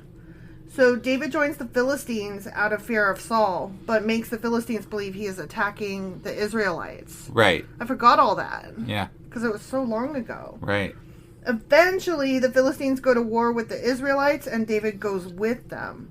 But meanwhile, Saul is growing increasingly anxious about the upcoming battle, but he can't get any words from God. Right. So that's when he visits the Witch of Endor. Yeah. And he contacts Samuel from beyond the grave. Right. Which is thereby makes Samuel a prophet. Sure. So Samuel reveals that the Philistines will win the battle, with Saul and his sons dying in the process. Right. So, if you trusted in that process, why would you even go to fucking battle? I wouldn't. Right. I wouldn't. I'd just be like, okay, you know what? I'm going to move to another land. Womp womp. Or I'm out, Yep. I'm done. Change of plan, guys. So, David can have the fucking land. Yep. I don't need all this. Right. When Saul is wounded during a raging battle, he asks his armor bearer to run a sword through him rather than let him be captured by the Philistines. You were right. Then he does it himself when the armor bearer refuses. Right. Okay. Yeah. Except for that, right. the guy then takes his crown. Remember, there's the Philistines find Saul and behead him, sending his head one way and his armor the other. And then when the citizens of Jabesh Gilead hear what has happened, they take Saul's body and perform funerary rites in their city. But don't you remember there was the guy that brought David Saul's head? I'm getting to that. Or crown, not his head, his crown. I'm getting to that. Okay. Yeah. That is actually the end of 1 Samuel. Okay. Yep. It seems like it was much shorter and more succinct than 2 Samuel, which is just crazy because it seemed awfully long when we were reading it. Yeah. So David receives news from an Amalekite messenger that Saul and his sons are dead. David orders his death for having killed God's anointed. Got it. Okay? Yeah, So right. that's what happened. Right. So dude is like, I'm going to get prize, and isn't it great? Yeah. And David's like, not so much. Even Yeah. though he was trying to kill me, he was still God's anointed king. Right, but they also that's one of those contradictions that we came Mm-hmm. across because David says that he killed him, but it was actually like This according to the Amalekite Bible. guy. Well, no, the in the one part David or Saul fell on his own sword. Oh, right, and then right. when he goes to see David, David's like, "No, you killed him." And Yeah. it's like, well, I mean, did he though? Yeah, exactly. So it's all very confusing. right, But the whole reason that they make a point of saying that David was like, no, I can't ever kill Saul ever, even though he's trying to kill me, is because they're trying to make him out to be purposely righteous and justified to the crown. except that he had many flaws. Oh yeah, totally. Like, Totally. I mean, if you wanted to make him be righteous, wouldn't you make him be righteous? Well, they didn't mean a righteous man. They meant righteously granted the power to be king. Got it. He came by the crown honestly. Okay. He didn't kill anybody to get it, and he didn't, take advantage or step on anybody to get where he got. Got it. He was a dick, definitely. He was a dickbag as a person. So they didn't but want to. They as- basically went out of their way to make sure that it didn't sound like he usurped Saul's kingship. Exactly. Okay. Exactly. So, the elders of Judah then anoint David as king. Okay. Right? Yep. But Saul's son, Ishbosheth, was supported by Abner, Right. who had taken control of the northern tribes. Mm. And so Joab's brother, Asael, chases Abner, Yep. and Abner kills him, which shocks everybody, because that wasn't supposed to happen. Got it. So Ishbosheth then accuses Abner of sleeping with Saul's concubine, Rizpah. Oh. Okay. Okay. Yeah. So Abner offers to join David, because he's like, I did not, fuck you. Fine, I'll just take my toys and go play at the other house. But then Joab was like, "Nah, man, Right. you're not doing this shit." But David accepts this offer. Yeah, Right, totally right. come to me, as long as he brings Michael with him, because he had fallen in love with and married Saul's daughter Michael. Right. And so following the return of Michael, Abner agrees to get the elders of Israel to make David the king. Got it. And we're getting to Joab doing a murder. Right. Right. Joab believes Abner was lying in his purpose of coming to David and kills him. So that's the first murder. Right. There's two more coming. Yeah. And it's important that we remember this, because later on in one of the, I don't know, Kings or Chronicles or some shit, Yeah. what's his name? Joab. No. David? No. David is going to tell his son Solomon, Yeah. whatever you do, don't let Joab go to his grave, okay? Because he's got blood on his hands, just so you know. Oh. Like, that's a thing that wow. yeah. So there was some contention there. Right. That we don't read about here. But Right. apparently he's going to tell his son, I'm not telling you what to do, I'm just saying. Right. Right. So, deal with him however you want. But he killed a lot of people in his time that I didn't tell him to kill. Right. So, yeah, these add up. Got I'm glad that we made note of that last time so that I could pay attention to them as we're going through this. Sure. So, so they then buried, okay, wait, sorry, I lost my place here. Okay, so Joab killed, Abner Yeah. in revenge for Asael. Got it. Okay? Yep. And then Ishbosheth is murdered by two of David's captains, and they bring his head to David, Yeah. hoping for a reward. Right. But David is like, fuck you, I didn't tell you to do that. And so he kills them for Right. having killed an innocent man. Because I think they killed him in his bed Right. or some shit like Yeah. that. Yeah. And so Ishbosheth's head is then buried in Abner's tomb. Got it. I think these would make a really great movie, if I'm being honest. Yeah. Yeah. Like, this is interesting. Like and it's hard for me to keep all the people straight because there's too many names.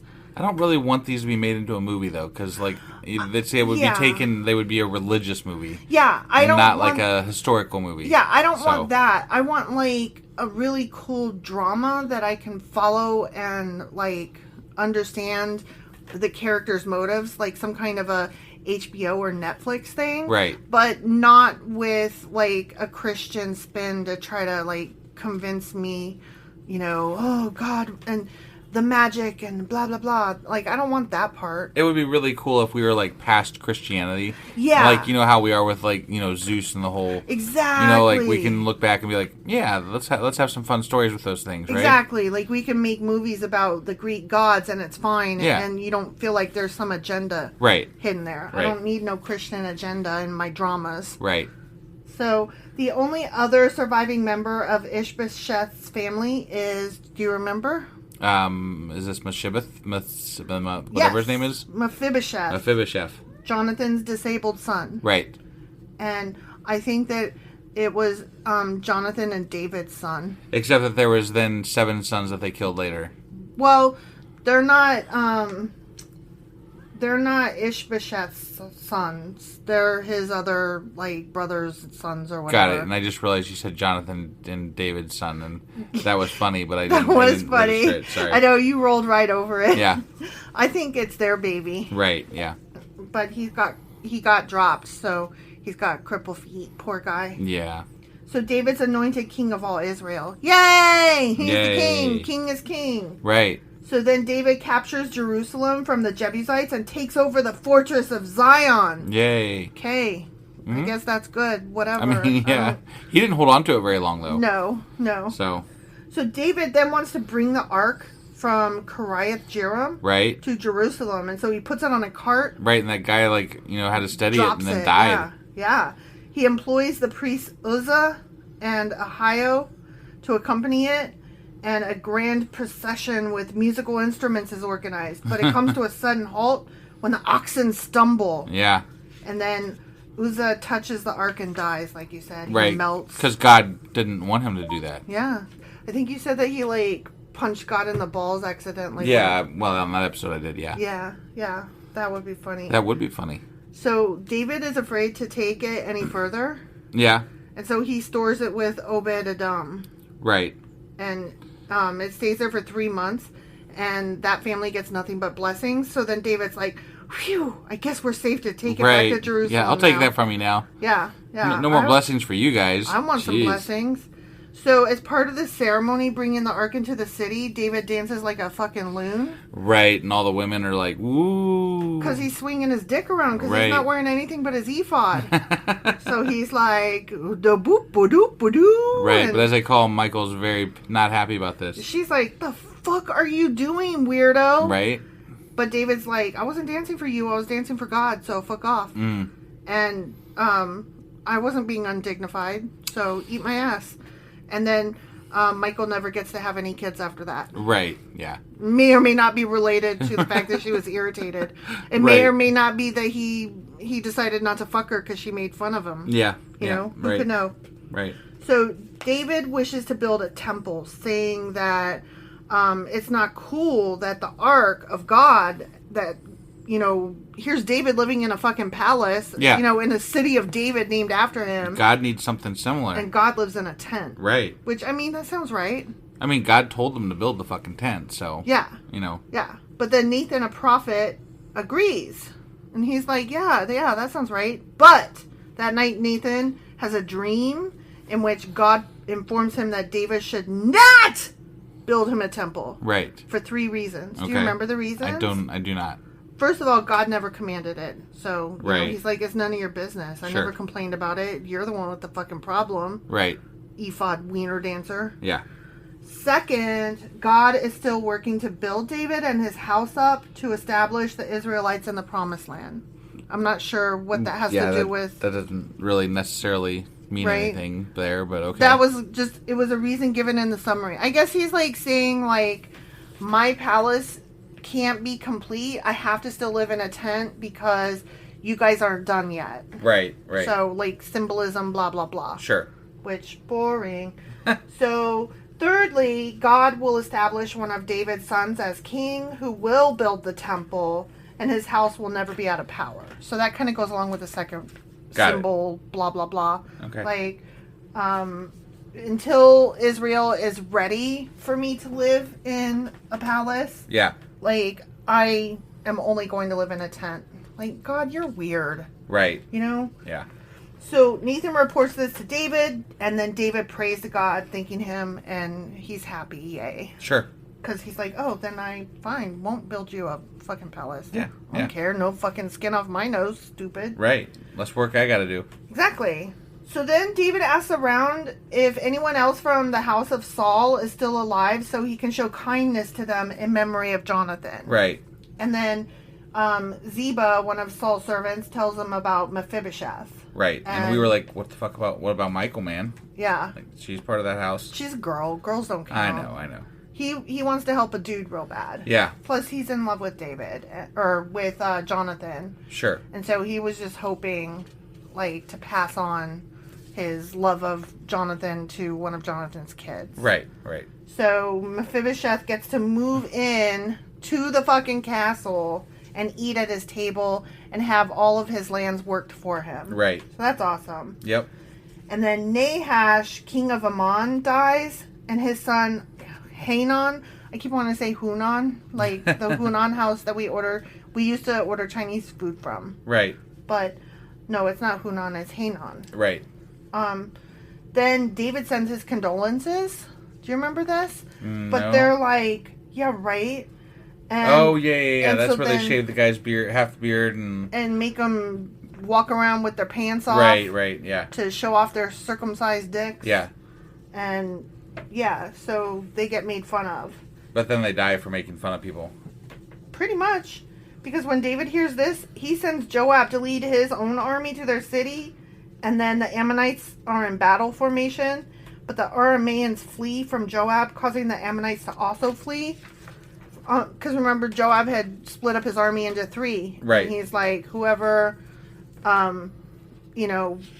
fights, whoever needs help, one of the other armies will go help the others. Right. But it turns out that they all fucking ran away. Sure. So the Arameans realize they can't win, so they make peace with Israel and then refuse to help the Ammonites ever again. Got it.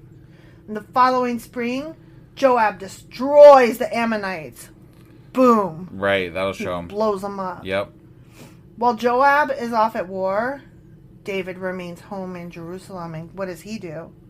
Collects more wives, probably. Oh no, that's where Bathsheba happened. Mm-hmm. Yeah. He's standing on the roof of his palace and he sees a naked woman performing her post-period ablutions. Right. Cleaning up, making herself holy. Right. And he learns her name is Bathsheba, and they have sex. Yeah, they do. I think that he rapes her, but right. I mean, yeah. It doesn't say one way or the other, but I am pretty given certain. the times, given how things were back then. Yeah. I mean, even if she agreed to it, like, it's not exactly like she had a choice. Right. So. But, like, I know we've talked about this already, but they just make it seem like this is one of the greatest love stories. And it's like, right. No, it's actually not. There was even a 1951 movie about the... I know. We still got to watch that shitty thing. We do. But I don't know. There's too much good shows on right now. Right. I gotta watch the Orville. Yeah. Yeah.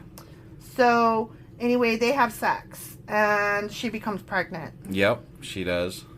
So... And David does not want to disclose this information. Nope. He's like, I don't want to have a baby. So, he recalls Bathsheba's husband, Uriah. Right.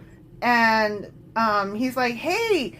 don't you want to go home and see your wife? Time for you to go have sex to make her pregnant. And he's like, nah, man, I got to get back to my friends out there to help them. Yeah, so he sleeps in the doorway to the palace because he's like, you might need me because we're at all these wars all the time. Right.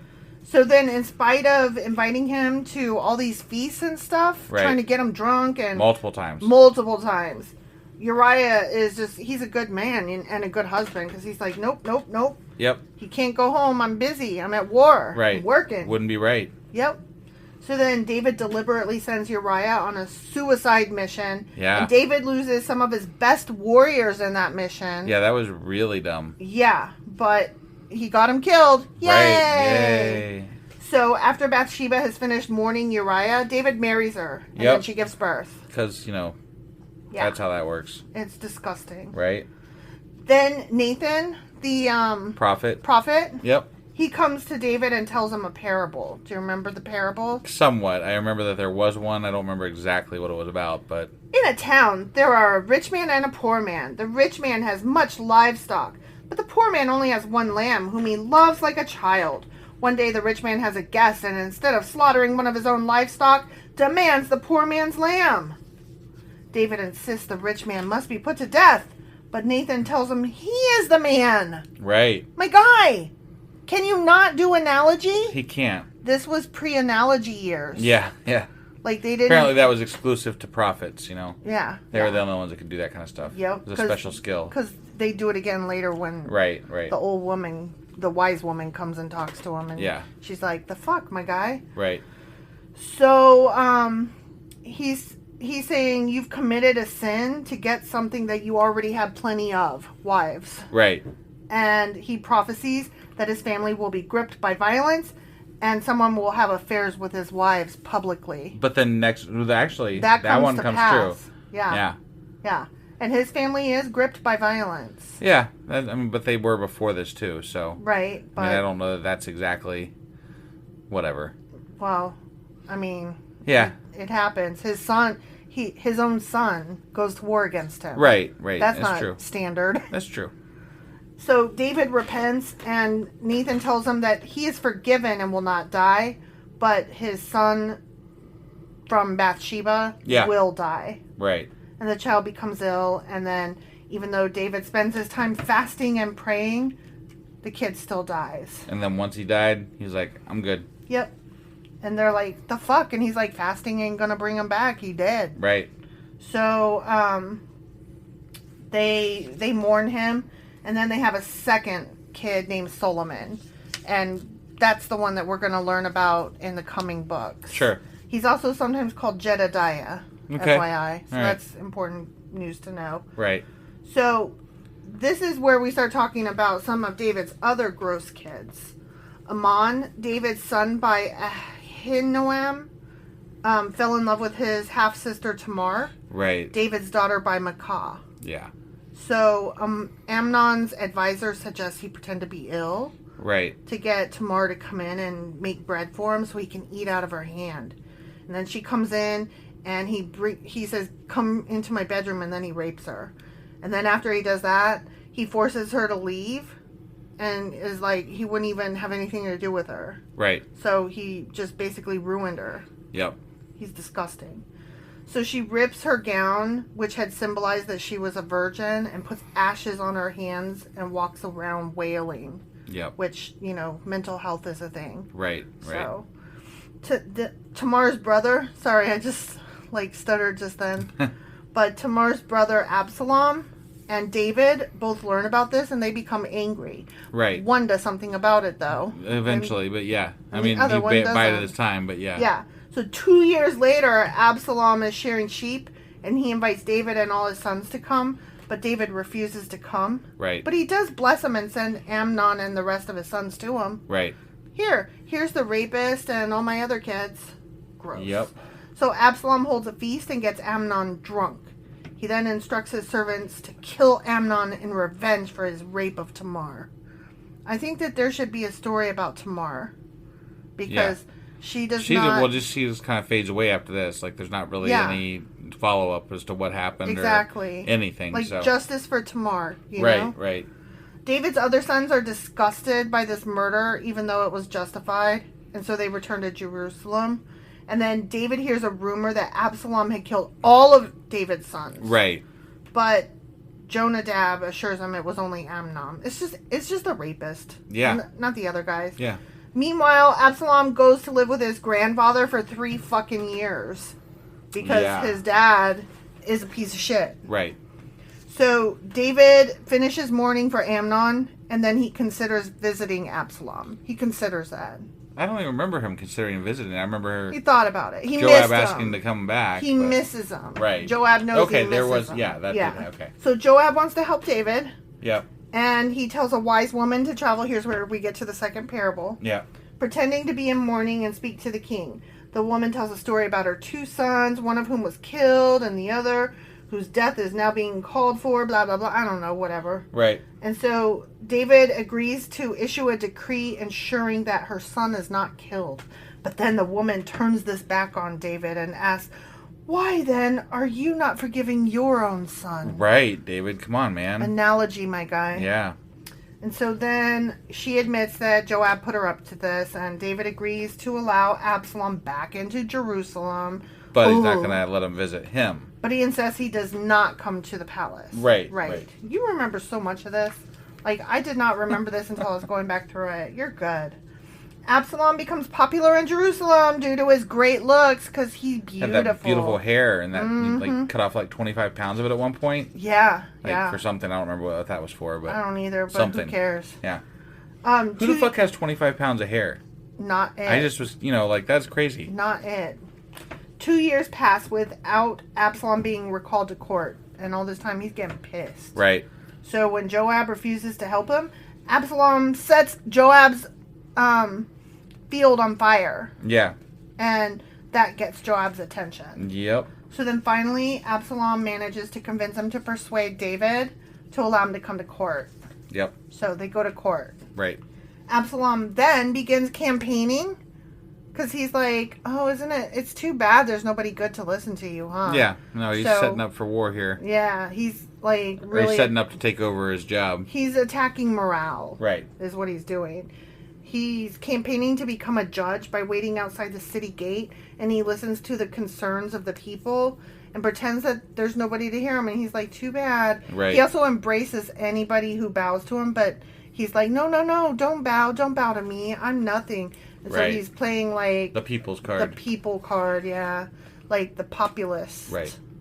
So 4 years pass, and Absalom hatches a plan to get the tribes of Israel to proclaim him king. Mm-hmm. David is told of the increasing support for Absalom, and he decides to flee to Jerusalem. And he takes with him all his wives, except for 10 concubines. Right. That he leaves behind. Yep. And which then was they'll stupid. They'll get done. raped on a roof. So, and here we go. Ahithophel suggests Absalom sleeps with David's concubines. Yeah. Just to be a dick. Right. And Absalom pitches a tent, yeah he does, on the palace roof, and he does it in view of all the Israelites, because he nasty. Right. David, and that thereby, fulfills Nathan's prophecy. Yeah. David intends to come into battle with his men, but his generals are like, no. So he stays at the city and instructs his generals to be gentle with Absalom. But that is not what happened. Not at all. Though they could have spared him. They could have. Except for Joab. Joab was like, nah, not happening. Yeah. So the battle is a victory for David. And as Absalom meets David's men, he passes under a tree. And his long hair gets caught in the tree. That fucking hair. And he is hanged. Joab gets word of this, finds him, and plunges 3 javelins into his fucking heart. Yep. Killing him. So that's death number 2. Right. And Joab declares the battle over and buries Absalom. Yep.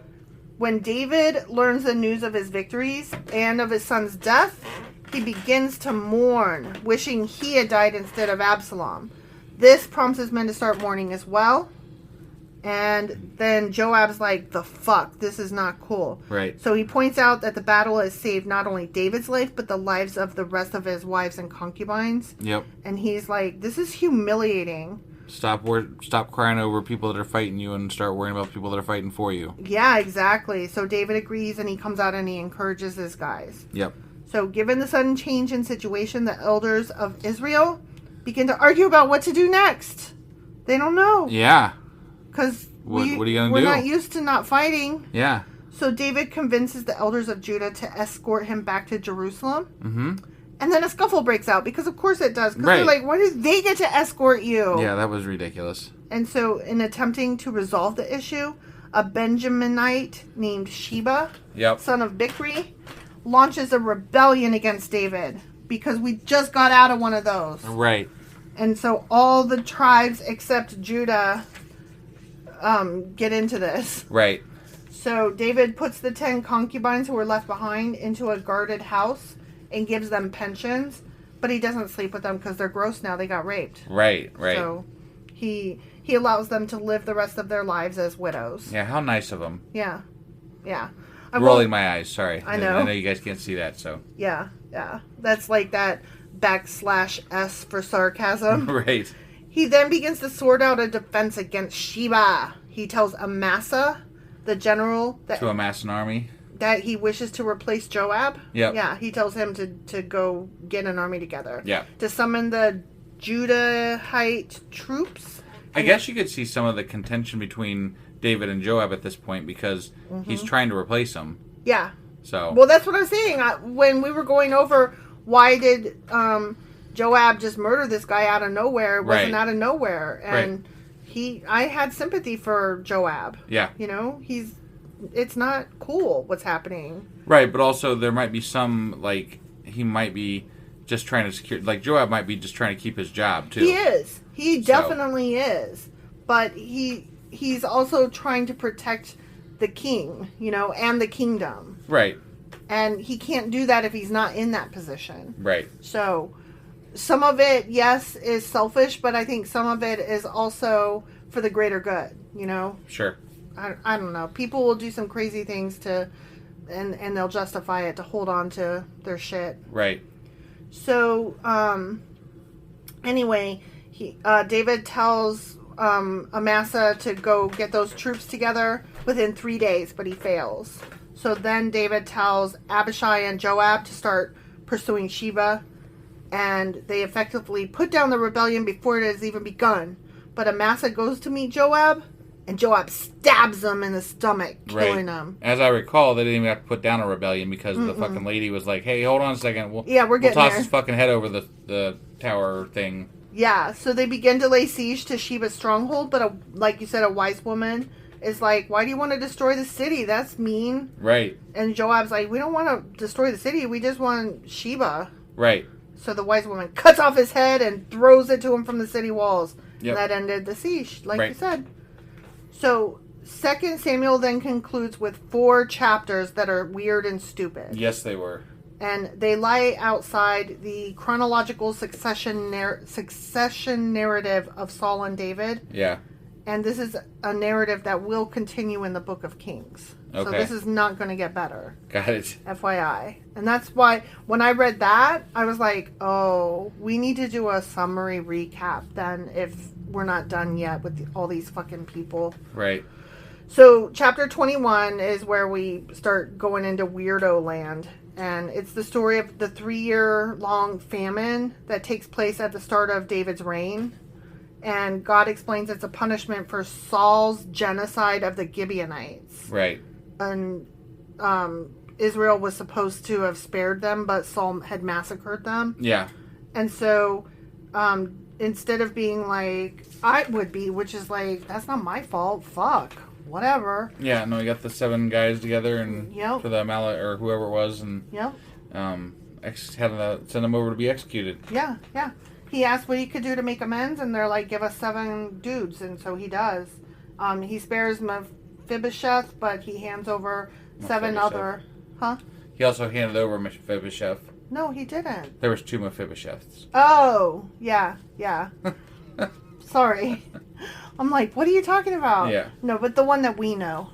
We think. Did they ever clarify that exactly? Yeah, it's Jonathan's son he spared. Okay. The crippled one, that was Jonathan's son. He loved him. He spared him. Okay. But he did hand over the other descendants of Saul's through the other kids. Right. So their bodies were exposed at the start of the barley harvest. Yeah, and there was the people that sat with them for the entire harvest Rizpah, period. And, yeah. Because she was one of the moms. Right. And so then David agreed to take the bones of Saul, Jonathan, and all those killed by the Gibeonites, so those 7 kids, and bury them in the tomb of Kish at Zelah. And I don't know why that's important. I probably should have looked that up at some point. Right, yeah. But that pleases God, and the famine ends. Because we like murder. Right. So chapter 22 is that fucking song. Yep. And I'm not even... No, it doesn't even need... It was stupid. How's that? It was so fucking stupid. Done. And then chapter 23 is David's last words, in which he expresses gladness at the goodness of his house. Right. And it tells the stories of his mighty warriors, and the guy's known as the 30. The 3 and and the 30. then the 30. Yeah. And then chapter 24 tells the story of more calamities on Israel, where God is angry once again at Israel. Right. And instructs David to take a census. And Joab has reservations, but it ultimately relents. And then when the results come in, David's like, what the fuck? Oh no, I did bad and wrong. And he begs God for mercy. Yeah. And this is where Gad the prophet, like, I don't know what happened to Nathan, but now we got Gad. Right. He offers David 3 choices of punishment.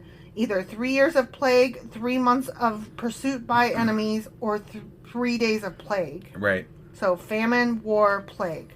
And he chooses the plague. Yep. And 70,000 people die. Right. Because that makes perfect fucking sense. In no way whatsoever. Right. And so, after 3 days, the angel of death reaches Jerusalem. And he's on the threshing floor of a man named Aruna, the Jebusite. Yep. And God tells him to stop. And David's horrified, arguing that it should be him and his family that are punished. Right. And so he buys the land, builds an altar, and stops the plague. And I mean, it hypothetically would have stopped anyway, but whatever. Right, exactly. Well, I mean, it was only supposed to be 3 days. Right. So yeah, that's another case of why do I have to do a thing that you already set the rules? You already said it would only be 3 days. Right. So. Yep. And that was just like a really weird, odd place to end, because there is more coming. Sure. About this guy. Yeah. So I don't really understand, like, why it starts in a new book. I don't know exactly myself. I guess we'll find out. I guess. I don't like the way that these are broken up. Yeah. And I feel like if we had done a pop quiz, we would have failed. I thought I did pretty good. You would have done great. I would have failed because I didn't remember which parts were in 1 Samuel and which parts were in 2 Samuel. Yeah. I barely remembered some of the stories. Right. So I am glad we did a recap. Okay. Well, that's our recap for 2 Samuel and 1 Samuel. Yeah. And tomorrow we'll be coming back with 2 more episodes. One's going to be the... You're always wrong. The Contradictions. You're always wrong. And the other one will be the... Sacrilegious Book Club. That one. All right. We'll see you guys tomorrow. Bye. Bye.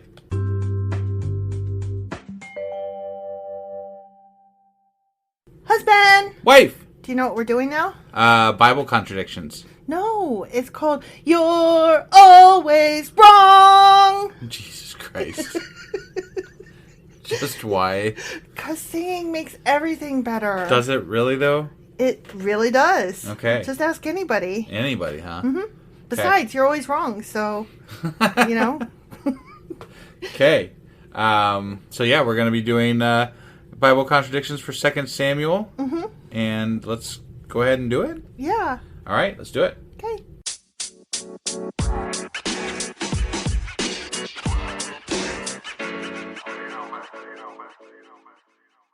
Okay, so let's just jump right into this 2 Samuel discrepancies and contradictions. Yeah, okay.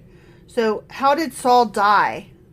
Saul died, I don't remember. Didn't he die in a chair? No, that was somebody else. That was Sam. Shit. Saul. There's so many people that die in the Bible.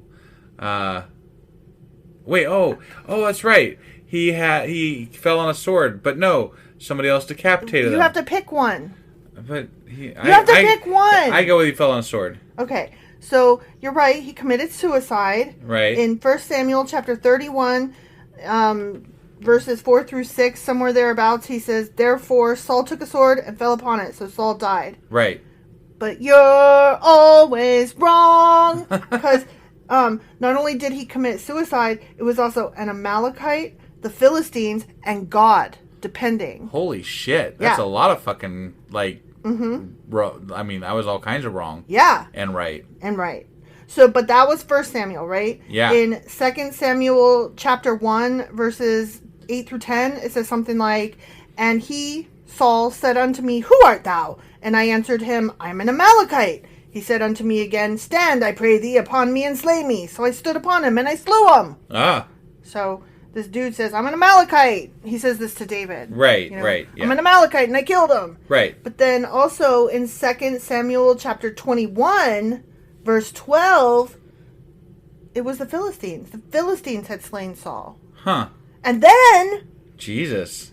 in 1 Chronicles, which we haven't got to yet. Yeah, but okay. But we're approaching the Kings and the Chronicles. But just to add to the ridiculousness of how many people killed Saul. Yeah, it was God. In 1 Chronicles chapter 10, verse 14. So Saul died for his transgression, which he committed against the Lord, even against the word of the Lord, which he kept not, and also for asking counsel of one that had a familiar spirit, the witch of Endor, right, to inquire of it, and inquired not of the Lord. Therefore he slew him, and turned the kingdom unto David the son of Jesse. Interesting. So that one's kind of questionable because God slew him, but using other people. Right. Either the Philistines and Amalekite or even suicide. himself. Yeah. Right. So you're wrong. Okay. Okay. All right, fine. Number 2. Did all of Saul's family die with him? Yes or no? No. No. You are right. In 2 Samuel chapter 2, verses 1 through 7, thereabouts, it goes on, your master Saul is dead, but Abner took Ishbosheth, the son of Saul, and brought him over to Mahanaim and made him king. And then also in 2 Samuel chapter 21, verses 1 through 14, says something like, the king took the 2 sons of Rizpah, the daughter of Aiah, whom she bare unto Saul, and the 5 sons of Michal, the daughter of Saul, and he delivered them into the hands of the Gibeonites, and they hanged them in the hill before the Lord. Right. And they fell all 7 together and were put to death. So no. And that's also not even mentioning Michal. Right. Well, it did, actually, but I'm going to get to that in a minute. Okay. Okay. So no, all of Saul's family did not die with him, but guess what? But they did. You're always wrong! Right. Because also, yes, all of Saul's family did die with him. In 1 Chronicles, which again we haven't got to yet, chapter 10, verse 6, so Saul died and his 3 sons and all of his house died together. The end. Well, they kind of said that. I thought they said that also in 1 Samuel. I thought they did too, but I didn't see that listed on the site I was using. So, but it seemed like they did though. But I didn't want to go. I don't know. I was busy. I had a lot to look up. So right. Okay. They probably did. Sure. Okay. Yeah. So here we go. Number 3. How many Philistine foreskins did David buy his first wife Michal with? 100 or 200? Which one? 200. 200. You're right. Because in 1 Samuel chapter 18, verse 27, it says, wherefore David arose and went, he and his men, and slew of the Philistines 200 men. And David brought their foreskins, and they gave them in full tale to the king, that he might be the king's son-in-law. And Saul gave him Michal, his daughter, to wife. Yeah. Okay? Mm-hmm. But also, guess what? I'm wrong. You're always wrong. Fuck. It was 100. Because in 2 Samuel chapter 3, verse 14, it says, and David sent messengers to Ishbosheth, Saul's son, saying, deliver me my wife Michal, which I espoused to me for 100 foreskins of the Philistines. And we called that one out at the time. Well, yeah, we did. Yeah. I was like, nah, he got 200, man. Okay, so number 4. When did Absalom rebel against David? Here's your choices. Ready? Okay, I'm ready. After 40 years or less than 40 years? Did you say 40 years? When did Absalom rebel against David? After or less than 40 years? Less than.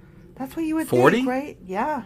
I thought it was 4 years. That's what I thought. But, okay, so let's go with less than 4 years. Okay, so you're right. Oh, you said 40 or 4? 40. 40. Okay. 40. Okay. Okay, so you're right. Less than 40 years, because David only ruled for a total of 40 years, right? Yeah. Yeah. In 2 Samuel chapter 5, verse 4, it says David was 30 years old when he began to reign, and he reigned 40 years. Okay, so, right, yeah. Yeah, that makes sense. But guess what? What? You're always wrong. But we can't be if you only ruled. Okay.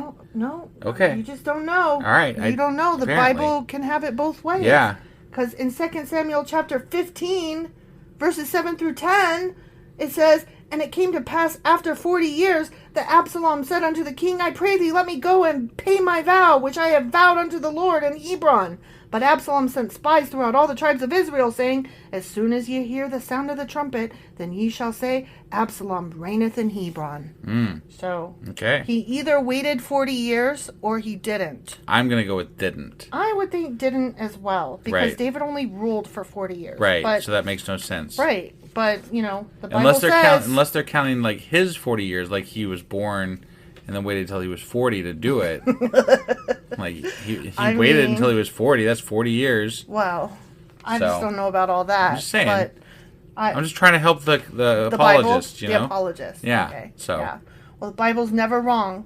It has it both ways, always. Yeah. Okay, number 5. How long was the Ark of the Covenant at Abinadab's house? 3 months. 20 years or more What? more than 40 years. What? Not the time when they were like, "Oh shit!" Oh. Not that time. Not the time that it killed Uzzah. I'm going to go with 20 because it had to be within David's reign. Right? So, like, I would think that it wouldn't be the whole fucking time. Exactly, like, right? Yeah. So, you're right. It was 20 years because in 1 Samuel chapter 7, verses 1 and 2, it says, For it was 20 years, and all the house of Israel lamented after the Lord. And that was before Saul was made king even. Got it. Okay. Yeah, so 20 years, right? Yeah. But you're always wrong. Awesome. It was more than 40 years also. Because Wow. Saul, David's predecessor, was king for 40 years. So the ark must have been at Abinadab's house for more than 40 years, since it was taken to Abinadab's house before Saul became king and remained there until David succeeded him. Interesting. And in 2 Samuel chapter 6, verses 2 and 3, it says, And David arose to bring up thence the ark of God, and they set the ark of God upon a new cart and brought it out of the house of Abinadab that was in Gibeah. Interesting. Yeah, we didn't catch that one. No, we didn't. Because it's math. But yeah, it's obscure. I mean, Yeah. it's not obscure. It's right there. But I mean, like, it would require you to like remember exact times and things that happen exactly. And that's what the internet is for. Right. Yeah. So this is fun. It is. Okay, number 6. Okay. Is dancing a sin? Yes or no? Oh, I mean, David danced, so I'm going to go with no. No. Okay. You are right. It's not a sin. Okay. Because first, I mean, let's go way back into Exodus. Miriam and the Israelite women danced to celebrate the drowning of Pharaoh's army. Right. Remember that? Yeah. Miriam, in Exodus chapter 15, verses 20 and 21, and Miriam, the prophetess, the sister of Aaron, took a timbrel in her hand, and all the women went out after her with timbrels and with dances. And Miriam answered them, Sing ye to the Lord, for he hath triumphed gloriously. The horse and his rider hath he thrown into the sea. I remember commenting when we read that, like, oh, so Footloose got it wrong. Dancing is in the Bible. Okay. Then there was also David killed Goliath, and the women danced in every city of Israel. Right. In 1 Samuel chapter 18, verses 6 through 7, Saul hath slain his thousands and David his 10,000s. Right. That's what they were singing. Yeah. Yeah. And then also, as you pointed out, David danced half naked in front of God, which God loved. Right. In 2 Samuel chapter 6, verse 14. Yeah. And David danced before the Lord with all his might, shaking his ding-dong back and forth. Yep. Because all he wore was his fucking ephod. Right. Yeah. So, no. Dancing is not a sin. But guess what? It is. You're always wrong. Okay. Because, yes, dancing is absolutely a sin. When Moses returned from Mount Sinai and found the people dancing around a golden calf, he and God went on a murderous rampage. But I thought that was because of the golden calf. That's what I thought, too. So that one was questionable. Okay. But there were a few other places, but they were way out of our reach that we haven't read. Like, Oh, okay. I don't mind stretching into Kings and Chronicles a little bit because that's still part of the same story that we're reading. But there were so many other ones. But I just wanted, that one. So apparently later dancing becomes taboo. Apparently God at some point's like, these people really can't dance. I'm just going to make this like against the rules. So someday white people are going to take over religion, right? And white man cannot dance. Yeah. Let's just not. this one right now. Yeah. I don't blame them. Right. That's fair. Yeah. So number 7, how many children did Michal, David's first wife, have? None. None or 5? What? None or 5? Oh wait. oh, hold on. She was, because some of the people that they killed were Michael's sons. Maybe. I think. None or five? Hypothetically, though, they said that she had none. Pick an answer. I mean, none or five. I have to go with none because the five that came was out so of like... straight, yeah. Right, yeah. Yeah. In 2 Samuel chapter 6, verses 20 through 23, somewhere thereabouts, it says, Therefore Michal, the daughter of Saul, had no child unto the day of her death. Right. Because she had made fun of David and was like, stop dancing, you look so fucking stupid. Well, but, yeah, So, okay, all right, yeah. Right? So yeah. none. Right. Okay, so, but you're always wrong. Of course. Okay, because, and then 2 Samuel chapter 21, verses 1 through 14. Yeah. Okay, this gets a little confusing. Okay, the king took the 2 sons of Rizpah, the daughter of Aiah, right, whom she bore unto Saul, right. Armani and Mephibosheth, not the Mephibosheth that was crippled. That was Jonathan's son, not that guy. So those 2 guys and the 5 sons of Michal, the daughter of Saul. And he delivered them into the hands of the Gibeonites, and they hanged them in the hill before the Lord. And after that, God was entreated for the land. Now remember, Michal was married to another person for a while. No? No. Okay. Here we go. Here's what this is about. Okay. In the interpretation that we read, it did not say Michal, because we would have been like, excuse me, what? Right. In the interpretation that we read, it says Merab. Ah. And I looked, and it really depends on which interpretation you read. Interesting. Yeah. And I'm like, excuse me, who the fuck is Merab? Right. Yeah, I don't, yeah. And did somebody just take it upon themselves to just, you know what? It says Michal didn't have any. Let's just put a different name that starts with M. Nobody will notice. Right. But the interwebs noticed. Yeah. Okay? Yeah. They noticed. Right.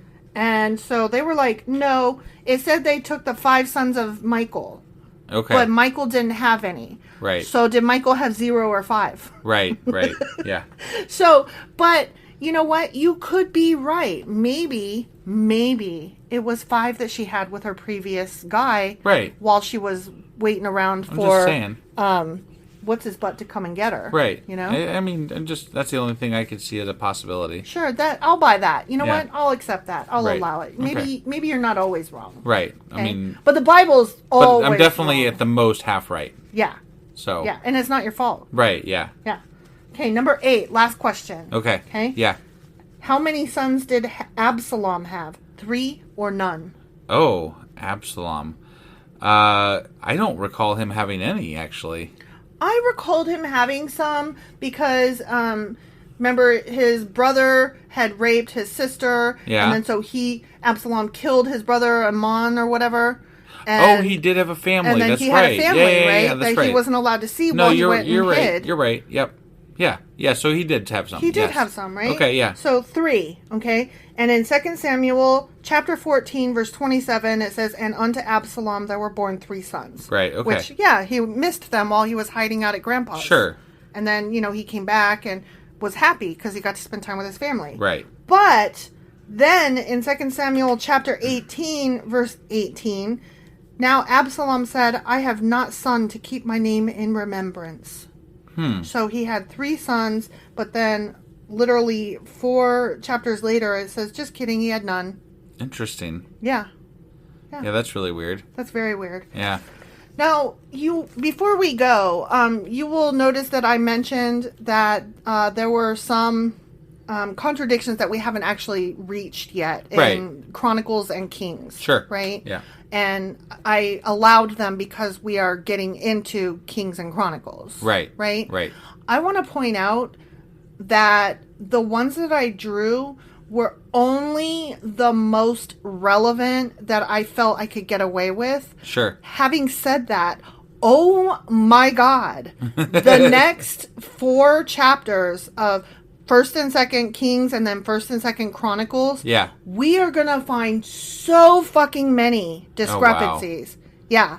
So that is another reason I allowed them, because I wanted to be able to say that and to point out that Jesus Christ, they will rain upon us so many contradictions. Is it like, is there as many contradictions as there are sands in the beach? Probably, and stars in the sky. Yeah. And they live there to this day. Yeah. Yeah. Okay. Yeah. Well, cool. So yeah. that thus ends this episode of You're Always Wrong.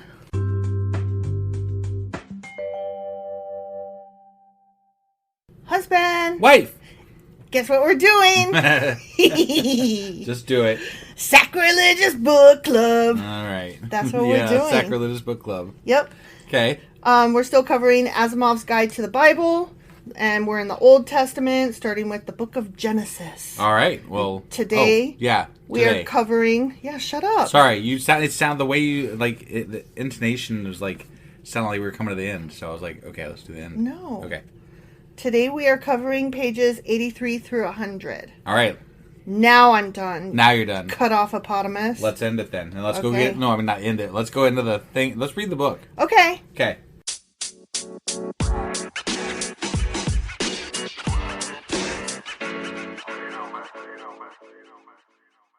Now, something else that I wish that I had said in the intro, but you were so impatient, and so I had to hurry up and just get it done. Yeah. Anyways, there's only one more section after this. Only one more section? Of Genesis. Oh. I was like, we didn't finish the book that fast, I know. No, we didn't. Okay. But the next section is pages 100 to 117. Yeah. And that's the last section that he covers of Genesis. And I'm very excited about that because did I mention that some of it's a slog? Right. Yeah. Well, I mean, it's not going to be less of a slog when we get into the ark building and shit like that. Shut your face. Because I'm just excited because forward motion, you know? Right. It means something. Finish something. Or almost finish something. Yeah. Okay. So today we are starting on page 83 of Asimov's Guide to the Bible. Okay. The Old Testament. Yep. With Moab and Ammon. Okay. Okay. Yep. Do you remember who those guys are?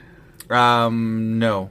I know you were about to say kind of, but you don't. I remember the name Moab, and I don't. It's a really place. That's Moab. Yeah. Is Oh, a that's place, right. That's like the Moabites. Yeah. That's they were up on that plateau. That's where Balaam went to go meet that king, and then stuff. So. It's also a group of people, which is relevant. Both of those things are relevant here because here's what happened. I don't know if you remember. Moses married a Moabite woman. Right, but I'm not talking I know, about it just reminded me, that's all. Oh my God. Sorry. Chill. So, the part that I'm at...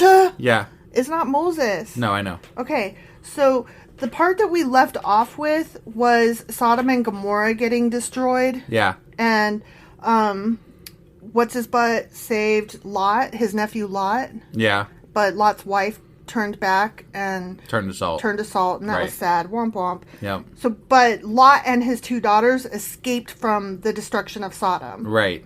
And do you remember what his daughters were about? Yes. It was grody. They thought that the destruction was not just there, but that it was universal. So they literally thought that was the end of the world. They were the only possible mothers of future humanity. And that's the only forgivable thing that it can even start to try to put to what they did, which is get their father Lot drunk and then hump him. Right. And then they both gave birth to the nation of the Moabites and the Ammonites. Yeah. So Moab and Ammon. Okay. Okay? Yep. So that's why that's relevant. Okay. So they are descended from Lot. Okay. Okay? Yeah. So that's that section. Okay. The next section is Gerar, and it's real short. That's page 84. And Abraham was like, bitch, bye. So he took off from the destruction, and he bounced over to Gerar. Okay. And that was in land that would eventually become run by the Philistines. Got it. Okay? Okay. But that's that. Right. So. Well, that was, okay, that was Gerar. Okay. Yeah. So, but I just like how I summarized it. Yeah. Bitch, good bye. Stuff. Right. Yeah. Okay, so the next section is Beersheba, not to be confused with Bathsheba. Right. Okay, Beersheba, which starts on page 86. Okay. So there was that whole bit with Abraham and Sarah and their concubines and all that. Yeah.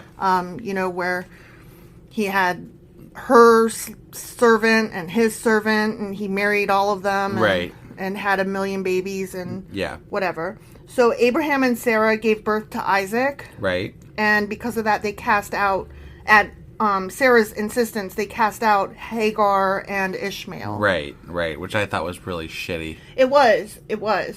But we'll come back to that in a little bit. Okay.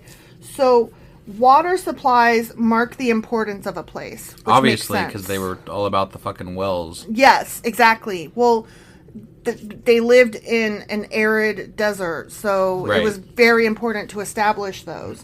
So when Abraham set up a well and established ownership of it with the king of Gerar, that was considered the founding of the town of Beersheba. Got it. So he So all set it that takes up. to found a town is a well. Well, no, he bought the land. He bought the land and then set up the well. Got it. And so by owning the land and then setting up a well, that establishes a town. It's not just... You have to have local agreement that area belongs to you. You can't just set up a well, and it's not like putting the flag on the moon and saying, that belongs to the U.S. now, bye! Right. So, a reliable well, obviously, is essential for permanent communities, and as you pointed out, that's why Genesis goes on and on about the tradition of digging wells. Yeah, I got sick of hearing about fucking wells. So did I. But it makes sense why they would think it's important. Right. Even up to the point when they started putting all this down into a written format. Right. It was still important. Yeah. So when Palestine was under Turkish rule prior to World War I, Beersheba was a small village with some wells still in existence. Huh. The largest of which was called the Well of Abraham. Wow. Yeah. Now, that may or may not be the well that Abraham set up. But it's kind of cool. It is kind of cool, but this is even more like, I don't know if it's cool, but interesting. Today, Abraham's well is a historical well which houses the Archaeology Museum of Beersheba, where you can book tours. Wow. Literally Monday through Friday, shorter hours on Friday, and they have a sign that says no pets allowed. So I just thought that was interesting. Like, you can literally go there and visit a place that, even if it's not that specific well, it still dates back pretty far. Right. And that's just cool. And there's some sense that it could be If at least it's not related to Abraham's well. Right. If it's not specifically Abraham's well, it's still in the right neighborhood. Right. And that in itself is cool. Yeah. So that's that section. Going on to page 87, we're going to talk about Paran. Okay. Now, remember we said Ishmael and Hagar took off? Yep. Well, they got kicked out. But Right. when they got kicked out, they took off for Paran, and he took an Egyptian wife. And the relevance of that is that Ishmael's mother, Hagar, was an Egyptian. Okay. So the Ishmaelites are all from Ishmael. Got it. Okay? Yeah. So that happened. Okay. All right. Okay, so next section is Moriah, page 87. Okay. And this is where Abraham almost offered up his long-awaited son Isaac as a human sacrifice. Yeah, that was bullshit. It was bullshit. Now, the town of Moriah is not mentioned anywhere else in the Bible or otherwise. Interesting. Yeah.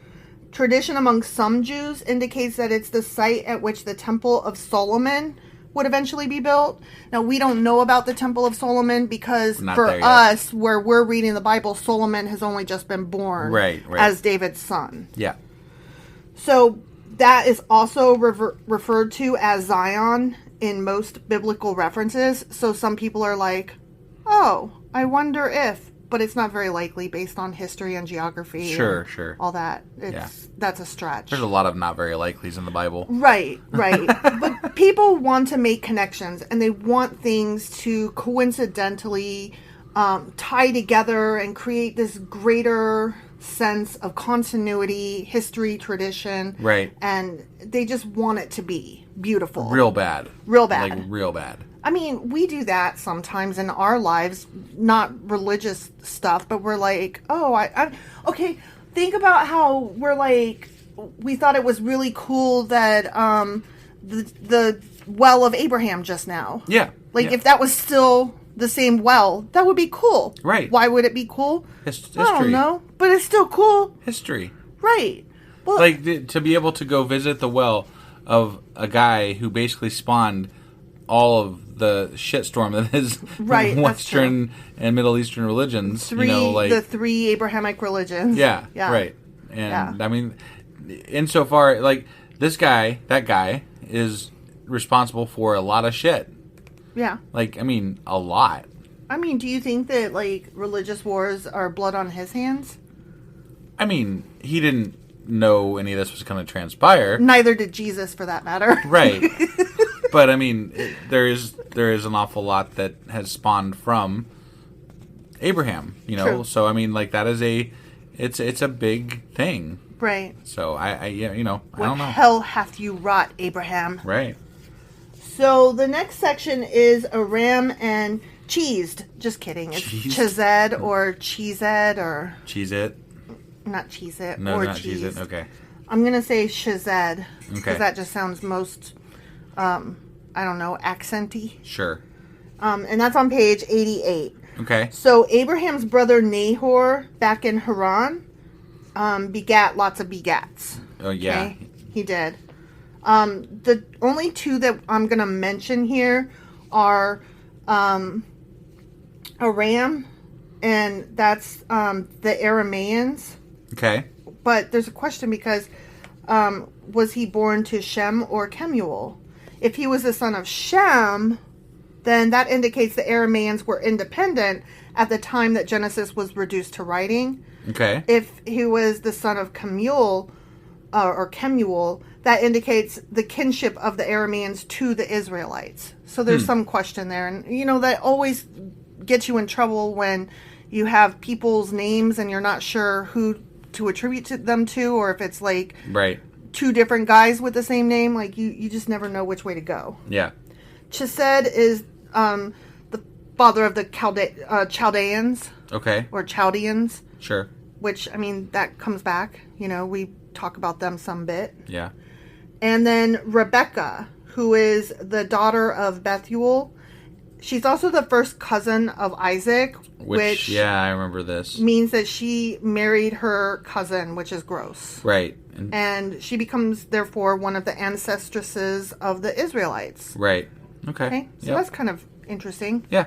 It's no wonder that Rebecca is still to this day a very popular name among Christians and Jews alike. Right. So, as far as women in the Bible go, she was a big thing. Right. Even though she isn't given much mention, she's given some mention, and that's kind of cool. And is the mother of... Right. I mean, that's cool. Next section starts on page 89, and it is Machpelah. Abraham... Sounds like a Klingon dish. It really does. Machpelah. Right. Yeah. Abraham and Sarah move back to Hebron, right? Uh-huh. So they're going along, and then Sarah eventually dies, of course. That's sad. Abraham purchases the burial plot from the local Hittites. For a certain amount of silver. Mm-hmm. And then that's where he is eventually buried too, along with his son and his son Isaac and Isaac's son and wife. Right. So there's like this whole bunch of people that got buried there, Yeah.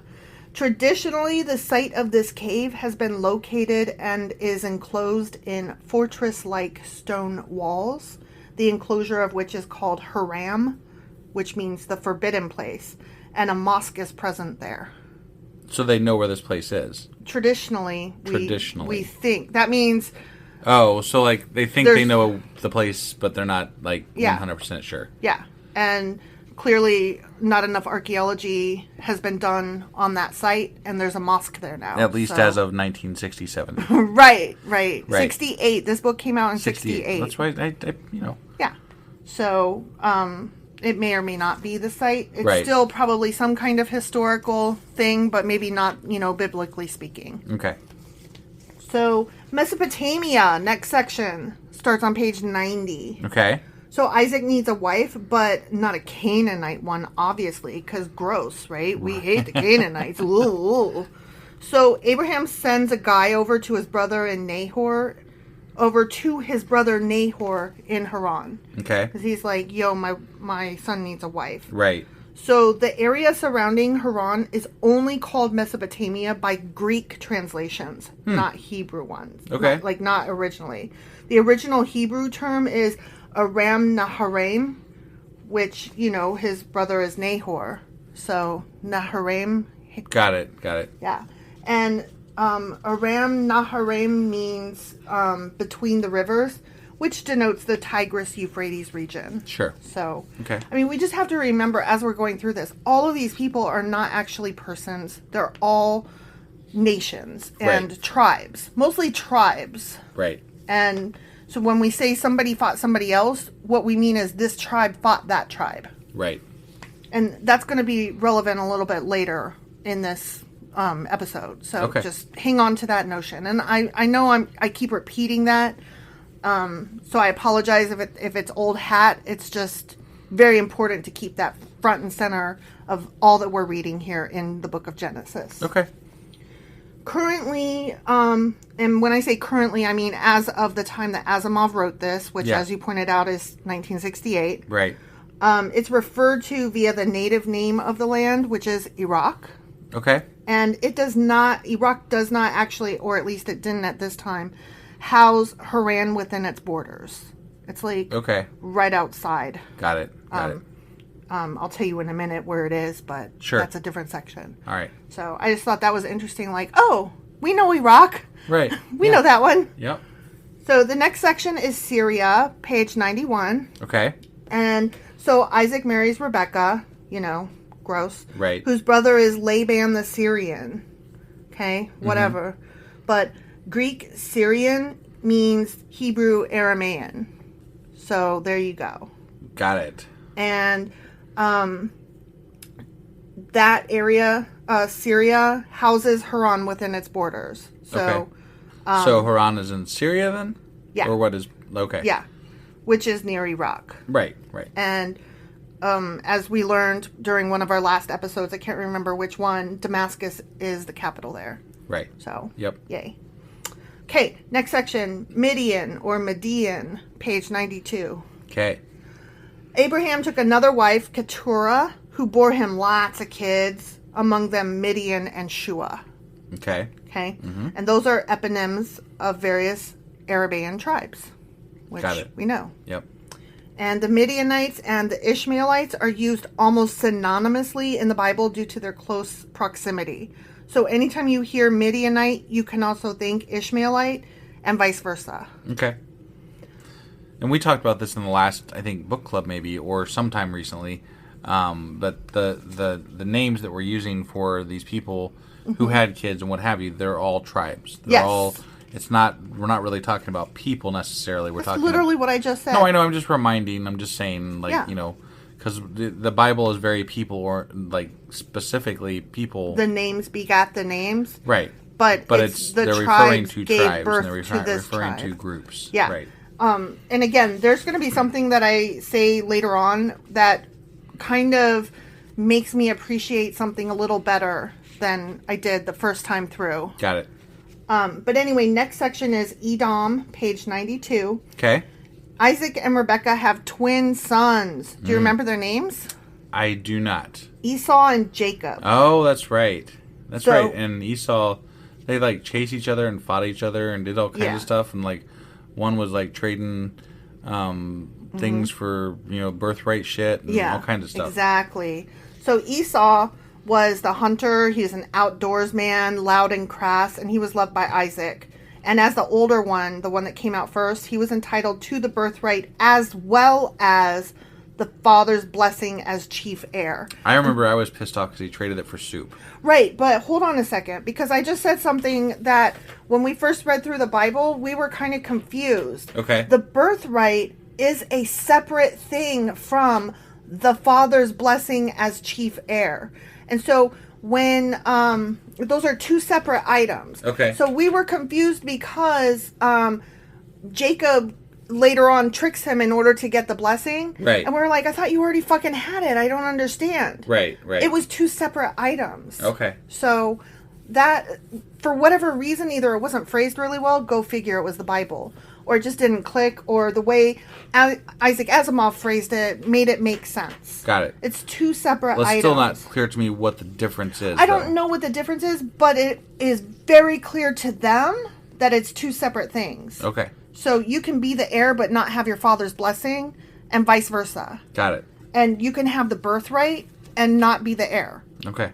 Or something like that. Sure. I'm not quite sure how that all works out, but to have both comes automatic if you're the firstborn son. Got it. So Esau gets renamed Edom, as in the Edomites. Right. Which means red, after coming in hungry and tired, begging Jacob to feed him some lentils. Yeah. Which Jacob only does after demanding and receiving the birthright in exchange. So that's the first thing he does. Right. He gets the birthright. I think maybe the birthright is just like, I get all of the... That it doesn't mean I'm the heir. It means that I get all the special privileges of being firstborn. Okay. So, like, I get the top bunk. I get the pick of the larger bedroom. You know what I mean? Like, We're how just we guessing, would... but... I'm just guessing, but that would be how I would maybe differentiate birthright, like the privileges of being born first, from blessing as the chief heir. Right. Because otherwise, what's the point of having two separate things? Sure. So he gets the birthright. Okay, he's not yet the heir. Got it. He's just got the birthright, so he Okay. gets the top bunk. Yep. Okay. Jacob then later on, when what's his name, Isaac is sick and tired and old and dying and shit. Yeah. Jacob steals the father's blessing by dressing in Esau's clothes and pretending to be his brother. Right. So He even put on like fucking goat skin or something. to feel hairy and like an outdoorsman. Right. So, as I was like reading through these notes, I was kind of thinking that Esau and Jacob were kind of like Cain and Abel, but in reverse. Yeah. Because Esau was the hunter, but he got tricked. Yeah. Or robbed. Right. And Jacob was the quiet one, whereas that was Abel in the first place. You know what I mean? Yeah. So in the first place, we've got the hunter is Cain, and he prevails. But here, the hunter is Esau, who gets... Wait, I thought Cain was the farmer guy. Mm-mm. Are you sure? I'm pretty sure sure about that, actually. Okay. I could be wrong, but I'm pretty sure about that. You could be right. I don't fucking know. Because I remember talking about how when they showed their things to God, and all Cain had was just some vegetables, and that might be white, and like God was going off about like the lamb sacrifices that Abel had made, and that made Cain jealous, and that was what contributed to him murdering him. Oh, okay. So, okay. Yeah, I think I'm right. Okay. Well, because they would have been arguing about the settledness. No, hold on. They were all, you know what? I really can't remember. I have it really mixed up in my mind. But right. Anyway, the comparison still stands, whether it's in comparison of them switching or comparison of being exactly the same. The comparison still stands that, one of them is more outdoorsy and one of them is quiet and, mama's boy. Right. So, I'll have to look that up because I'm curious now which one was which. But, at any rate, this represents how the Israelites, Jacob, the younger brother, entered Canaan only after the Edomites, which is Esau, the older brother, was already established. Got it. So that's the part I was referencing when we think of these people as being tribes, not persons. Right. Because the Israelites came in and took something that was already established. So, the younger brother came in and then ruled over the Edomites. Got it. So that's what that section really meant. Okay. All right. Yeah. And so that kind of clears up that a little bit. Right. But the next section is Bethel, page 93. Okay. So Rebecca sends Jacob away to protect him from his jealous older brother. Because she's like, you stole his birthright as well as his blessing from his father, so you need to get your ass away from here. Right. You need to go get safe. And that was his favorite. That was her favorite. Like her favorite son. Yep. So she was also like, you can go get a wife from the descendants of Nahor, you know. Right. That'll be great. You know, stay safe, get a wife. Awesome. Yeah. So while Jacob was on the run, he had a dream of a ladder, Jacob's ladder. Yeah. Which it was more likely a ziggurat. Okay. And, it extended to heaven, and angels were ascending and descending. Mm-hmm. And he named that place Bethel, which means house of God, which is why it was more likely a ziggurat than a ladder. And it likely there was a holy temple or structure used to stand on that site. Okay. And that would kind of go with why he named it House of God or whatever. Sure. So the next section is Reuben and his brothers, page 94. So we moved right ahead. Right. Okay. Jacob got to Haran, and he married Leah and Rachel. Yeah. And there was, some trickery there. Sure. And they were the daughters of Laban, who was Rebekah's brother. Right. And so he literally married his first cousins. Gross. Right. Okay? Gross. Yep. So, I'm going to real quick buzz through the names of the children. Okay. The wife, Leah, that was the one that he married first, accidentally. Yep. She gave birth to Reuben, Simon, Levi, Judah, Issachar, Zebulun, and Dinah, who is the only daughter mentioned. Got it. Okay. Yep. Then his wife that he actually had wanted to marry in the first place, Rachel, gave birth to Joseph, which we learn about later is the guy that got sold into Egypt, slavery, and the coat of many colors, and and Benjamin, which was the one that the little brother they all loved. Right. Okay, so Jacob also married 2 concubines, Bilhah, who gave birth to Dan and Naphtali, and Zilpah, who gave birth to Gad and Asher. No wonder Dan was always like a second afterthought type thing. Yeah. He was not really one of the true he was tribes. From a concubine. Right. So these represent the 12 tribes of Israel. Yeah. Okay. No, it's interesting because it really, the favorites are Jacob and Benjamin as far as the tribes goes. When they're talking about favoritisms and stuff like that. You mean Joseph and Benjamin. Jacob's the father. Oh, yeah, that's what I meant. I'm sorry.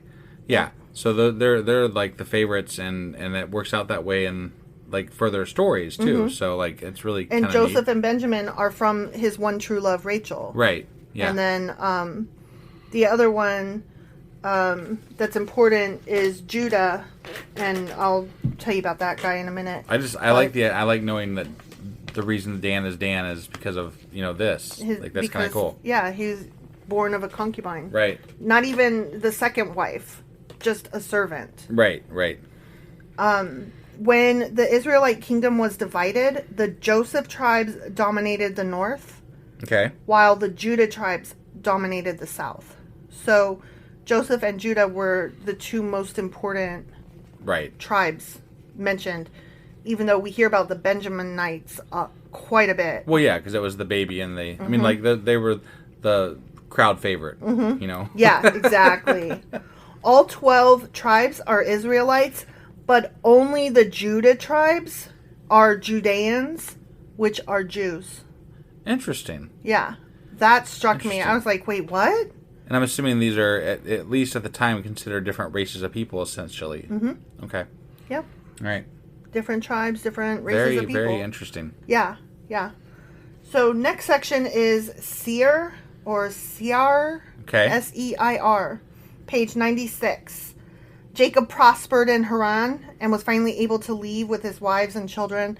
Remember he was tied to Rachel and Leah's father. Yeah. And he kept not being allowed to leave. Right. Which is bullshit. He wanted to reconcile with his shitty brother Esau. Yeah. Or wait, no, with his good brother Esau. Jacob was the one that, was the bad guy there. Yeah. So I don't know why he said why I just said shitty brother. Right. Jacob was a shitty brother. Yeah. I think because we hear so much about Jacob, in my mind, he's got to be the good one. Right. But wait, no, he's the fucking asshole. Right. Yeah. So he's like, oh, I screwed this guy over, so I'm not sure how this is going to go. Right. I remember we thought they were going to get into a fight because Esau was amassing, bringing an army in. We're like, oh, what's going to happen? So Seir is Edom, okay? land which would eventually be occupied by the Edomites. Right. And Seir is also a mountain range. Okay. But Seir is also the highest peak of that range, which is called Mount Seir, but also Mount Hor, because the land used to be occupied by the Horites. Okay. Okay? Yeah. So that's Seir. Got it. Okay? You got it? Sure. Okay, next section. Okay. Israel, page 97. Jacob is totally scared to meet his brother again for the reasons we mentioned, and he's concerned about crossing the river and leaving his family vulnerable because it's the Jabbok River, Sure. or the Jabbok River, Right. and it's tough, and so he's like, oh no, what's going to happen? Yeah. He gets his family across, like he goes over early, he gets up early, takes everybody across, gets them over there safely, and then he's alone on the side, he's the last one to cross, basically. Sure. So he's alone over there, and a guy shows up and wrestles with him all night. I remember that, yeah. And we were like, the The fuck? fuck is that? Yeah. In the morning, the guy names him Israel. Right. We assumed that had to have been God or something. Right. But what this is tribes. Right. Not people. Yeah. So this means that up until that point, Jacob was this man over here giving birth to all these tribes, and then he crosses this river, And they then they are the children of Israel. Right, okay. Yeah. Yeah, that's the point I was getting to. Got it. Where I was like, oh. Right. No, that makes a lot of sense, actually. It was very, poetically written, and you're supposed to be able to read through the lines and understand that, okay, clearly Jacob did not really wrestle a guy all night, because that's just fucking weird. Right. No, okay. Well, but there's a lot of weird shit in the Bible, There too. is. So, I mean, it's hard to say. No, definitely. But this one, I'm like, okay, I got this one. This one makes sense. Right. It was when he crossed the river, he got everybody over, and he was the last one over, and as soon as he crossed over, they were no longer just individual people. They became solid. We are the tribes. We are the 12 tribes. But I feel like this symbolism with regard to tribes is exclusively in Genesis, essentially. Yeah. Like, it's not, because you get further on and there are actual stories of people and kings and stuff. When you get into the Deuteronomistic history. Right. And yes, you are right, because it's different authors. Right. Putting it all together. Sure. So we've got these people early on just describing basically the history of the people of the earth. Right. Yeah. And so they are very... They told stories of people to remember all the people. Yes. Exactly. So, I mean, you're not wrong. You just have to remember why. Right. Is all. Right. So really, we're not basing... I mean, maybe there were really some of these people or something. Like, maybe Abraham really existed, right? Who knows? Whatever. Fuck cares. But we're really just... We could just be describing groups of people. Mm-hmm. Like, and maybe, Abrahamic religions aren't based on Abraham, but on Abrahams. Exactly. Or, you know what I mean? Like, just a group of people that was existing back then. Exactly. That makes it a little easier to swallow. Like, instead of just one guy thinking about groups of people, makes it easier to understand how they were trying to just boil all this down to make it easier to remember and retain. Sure. But the game of telephone also has a tendency to lose meaning as to what the original intent was. And then keep in mind the people putting this all together were writing so much of this. Sorry. The people putting this all together were writing so much of this from their own perspective and understanding of what had happened, which adds another layer of confusion. Definitely. So the last section here for today is Shechem, which starts on page 98. Okay. So Esau greets Jacob without a grudge and treats him kindly. Yeah. And that's great. Yeah. So Jacob's like, awesome, but can you leave me alone now? Thanks, K, bye. Right. Or K, thanks, bye. Right. Yeah. And so then he and his fam move in peace to the city of Shechem. Okay. So that reconciliation was real short. It's like, you're not going to kill me? Okay, awesome. Moving along. Yep. Here's some beer. Maybe we'll get together never. Sure. Yeah. So he moves to the city of Shechem, which places a safe distance between him and where he grew up. Meaning between him and his brother. So it sounds like maybe they brokered a deal, like, you stay over there and I'll leave you the fuck alone. But you come any closer and, That's more likely. Right. That is more likely. I mean, if I was Esau, I would be like, it's been years. I have had some mental health and therapy and medication, and I'm over it. I'm not going to kill you, but I do not want you around. Like, it's good to see you, bro, but never again. Yeah. Yeah. Like, you're clearly not trustworthy. I'm glad you have all these wives and children. Right. That's still not good for me because that makes it even worse for me, honestly. Right. So you just stay over there. Yeah. I'm not going to come after you. I have no interest in retribution. You know, my counselor says that, you know, that's not good for anybody. Right. So yeah. I'm working through my own shit. Sure. But please do not come home again. You know? Right. Just go. Right. And, you know, Jacob's like, sounds good to me. Cool. Later. Thanks for the beer. Right. I'm outies. So the most important city north of Jerusalem, based on strategic positioning between mountains and roads, is Shechem. Okay. So it was great that he went there. Gotcha. Like, it was so. I mean, this guy can't lose. Right. You know. Yeah. Jacob just cannot lose. The site sets between Bless and Curse Mountain. Remember those? Interesting. Yeah, Mount Gerizim and Mount Ebal. Got it. Remember? So, yeah.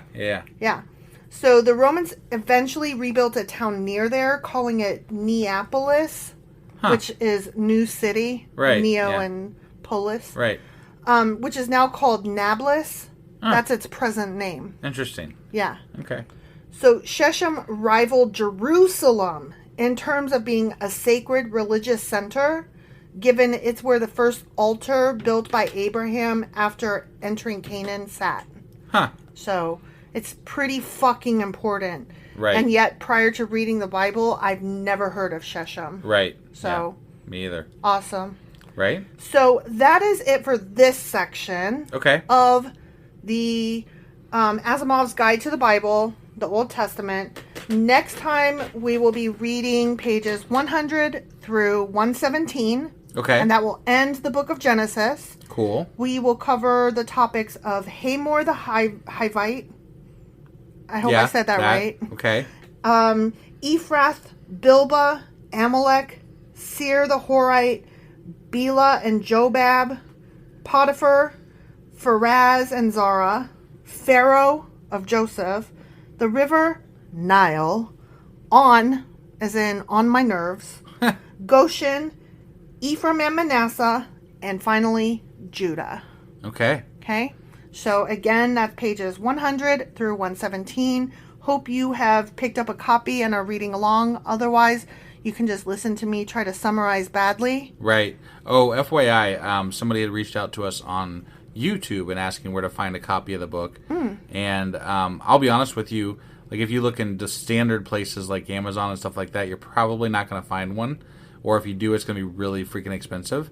But I just did, like when we got ours, I just did a Google search and found one on like Google Shopping for like $8 to $15. You can find one. You might also try thriftbooks.com, which is a really great privately owned, so not like this huge conglomerate. They often have these kind of older books, and you can get a really good deal and know that you're not buying from Amazon, so that's kind of cool. And no, we're not being paid for any of these spots, so you're welcome. Oh, no, not at all. I wish. Good grief. No, I get a lot of stuff from thrift books, though, and I love them with all my heart. So shout out to them. You might also check your library. Sometimes libraries have these. And keep in mind, when they first came out, they were 2 volumes. So be sure to search both ways. Right.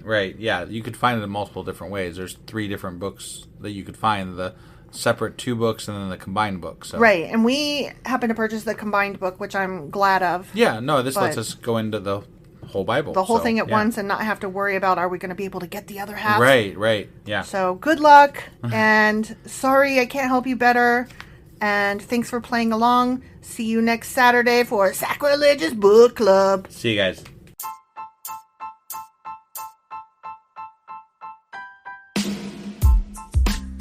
Hey, wife, I guess that's the end? But husband, that's just sad. It doesn't have to be. We are on lots of social media platforms like Twitter. Our handle there is sacrilegious_D. For D's nuts. Oh my God. Stop doing that. Anyway, we're also on Facebook, Instagram, and Pinterest. There's a link to all of our social media sites at our website.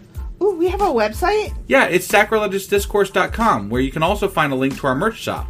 We have a merch shop? Yep, we have podcast-themed clothing, mugs, notebooks, and more, as well as an atheist and science-themed products. Wow, our fans should really go check that out right now. Definitely. They can get in touch with us by sending an email to sacrilegiousdiscourse@gmail.com. But before they do that, we could really use some help. Oh yeah? With what? Well, it's not free running the podcast, and we need some financial support in order to get better equipment, which will free up time so we can concentrate on our podcast and our fans. Okay, so what should they do? Head over to patreon.com/sacrilegious discourse and sign up as a contributor on our podcast. Supporters there receive additional bi-weekly episodes that we record just for our Patreon members for as little as $2 a month. Also, we'd really appreciate it if you would like and subscribe on whatever platform you're using. And Apple Podcast reviews help us out tremendously. Like and subscribe. Leave an Apple review. Join us on Twitter. Support us on Patreon. That's a lot of instructions. Don't forget to say thanks. Thanks. Okay, bye.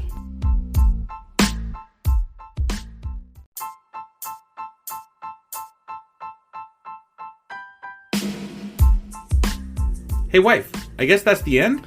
But husband, that's just sad. It doesn't have to be. We are on lots of social media platforms like Twitter. Our handle there is sacrilegious_D. For D's nuts. Oh my god. Stop doing that. Anyway, we're also on Facebook, Instagram, and Pinterest. There's a link to all of our social media sites at our website. Ooh, we have a website? Yeah, it's sacrilegiousdiscourse.com, where you can also find a link to our merch shop. We have a merch shop? Yep, we have podcast-themed clothing, mugs, notebooks, and more, as well as an atheist and science-themed products. Wow, our fans should really go check that out right now. Definitely. They can get in touch with us by sending an email to sacrilegiousdiscourse@gmail.com. But before they do that, we could really use some help. Oh yeah? With what? Well, it's not free running the podcast, and we need some financial support in order to get better equipment, which will free up time so we can concentrate on our podcast and our fans. Okay, so what should they do? Head over to patreon.com/sacrilegious discourse and sign up as a contributor on our podcast. Supporters there receive additional bi-weekly episodes that we record just for our Patreon members for as little as $2 a month. Also, we'd really appreciate it if you would like and subscribe on whatever platform you're using. And Apple Podcast reviews help us out tremendously. Like and subscribe. Leave an Apple review. Join us on Twitter. Support us on Patreon. That's a lot of instructions. Don't forget to say thanks. Thanks. Okay, bye.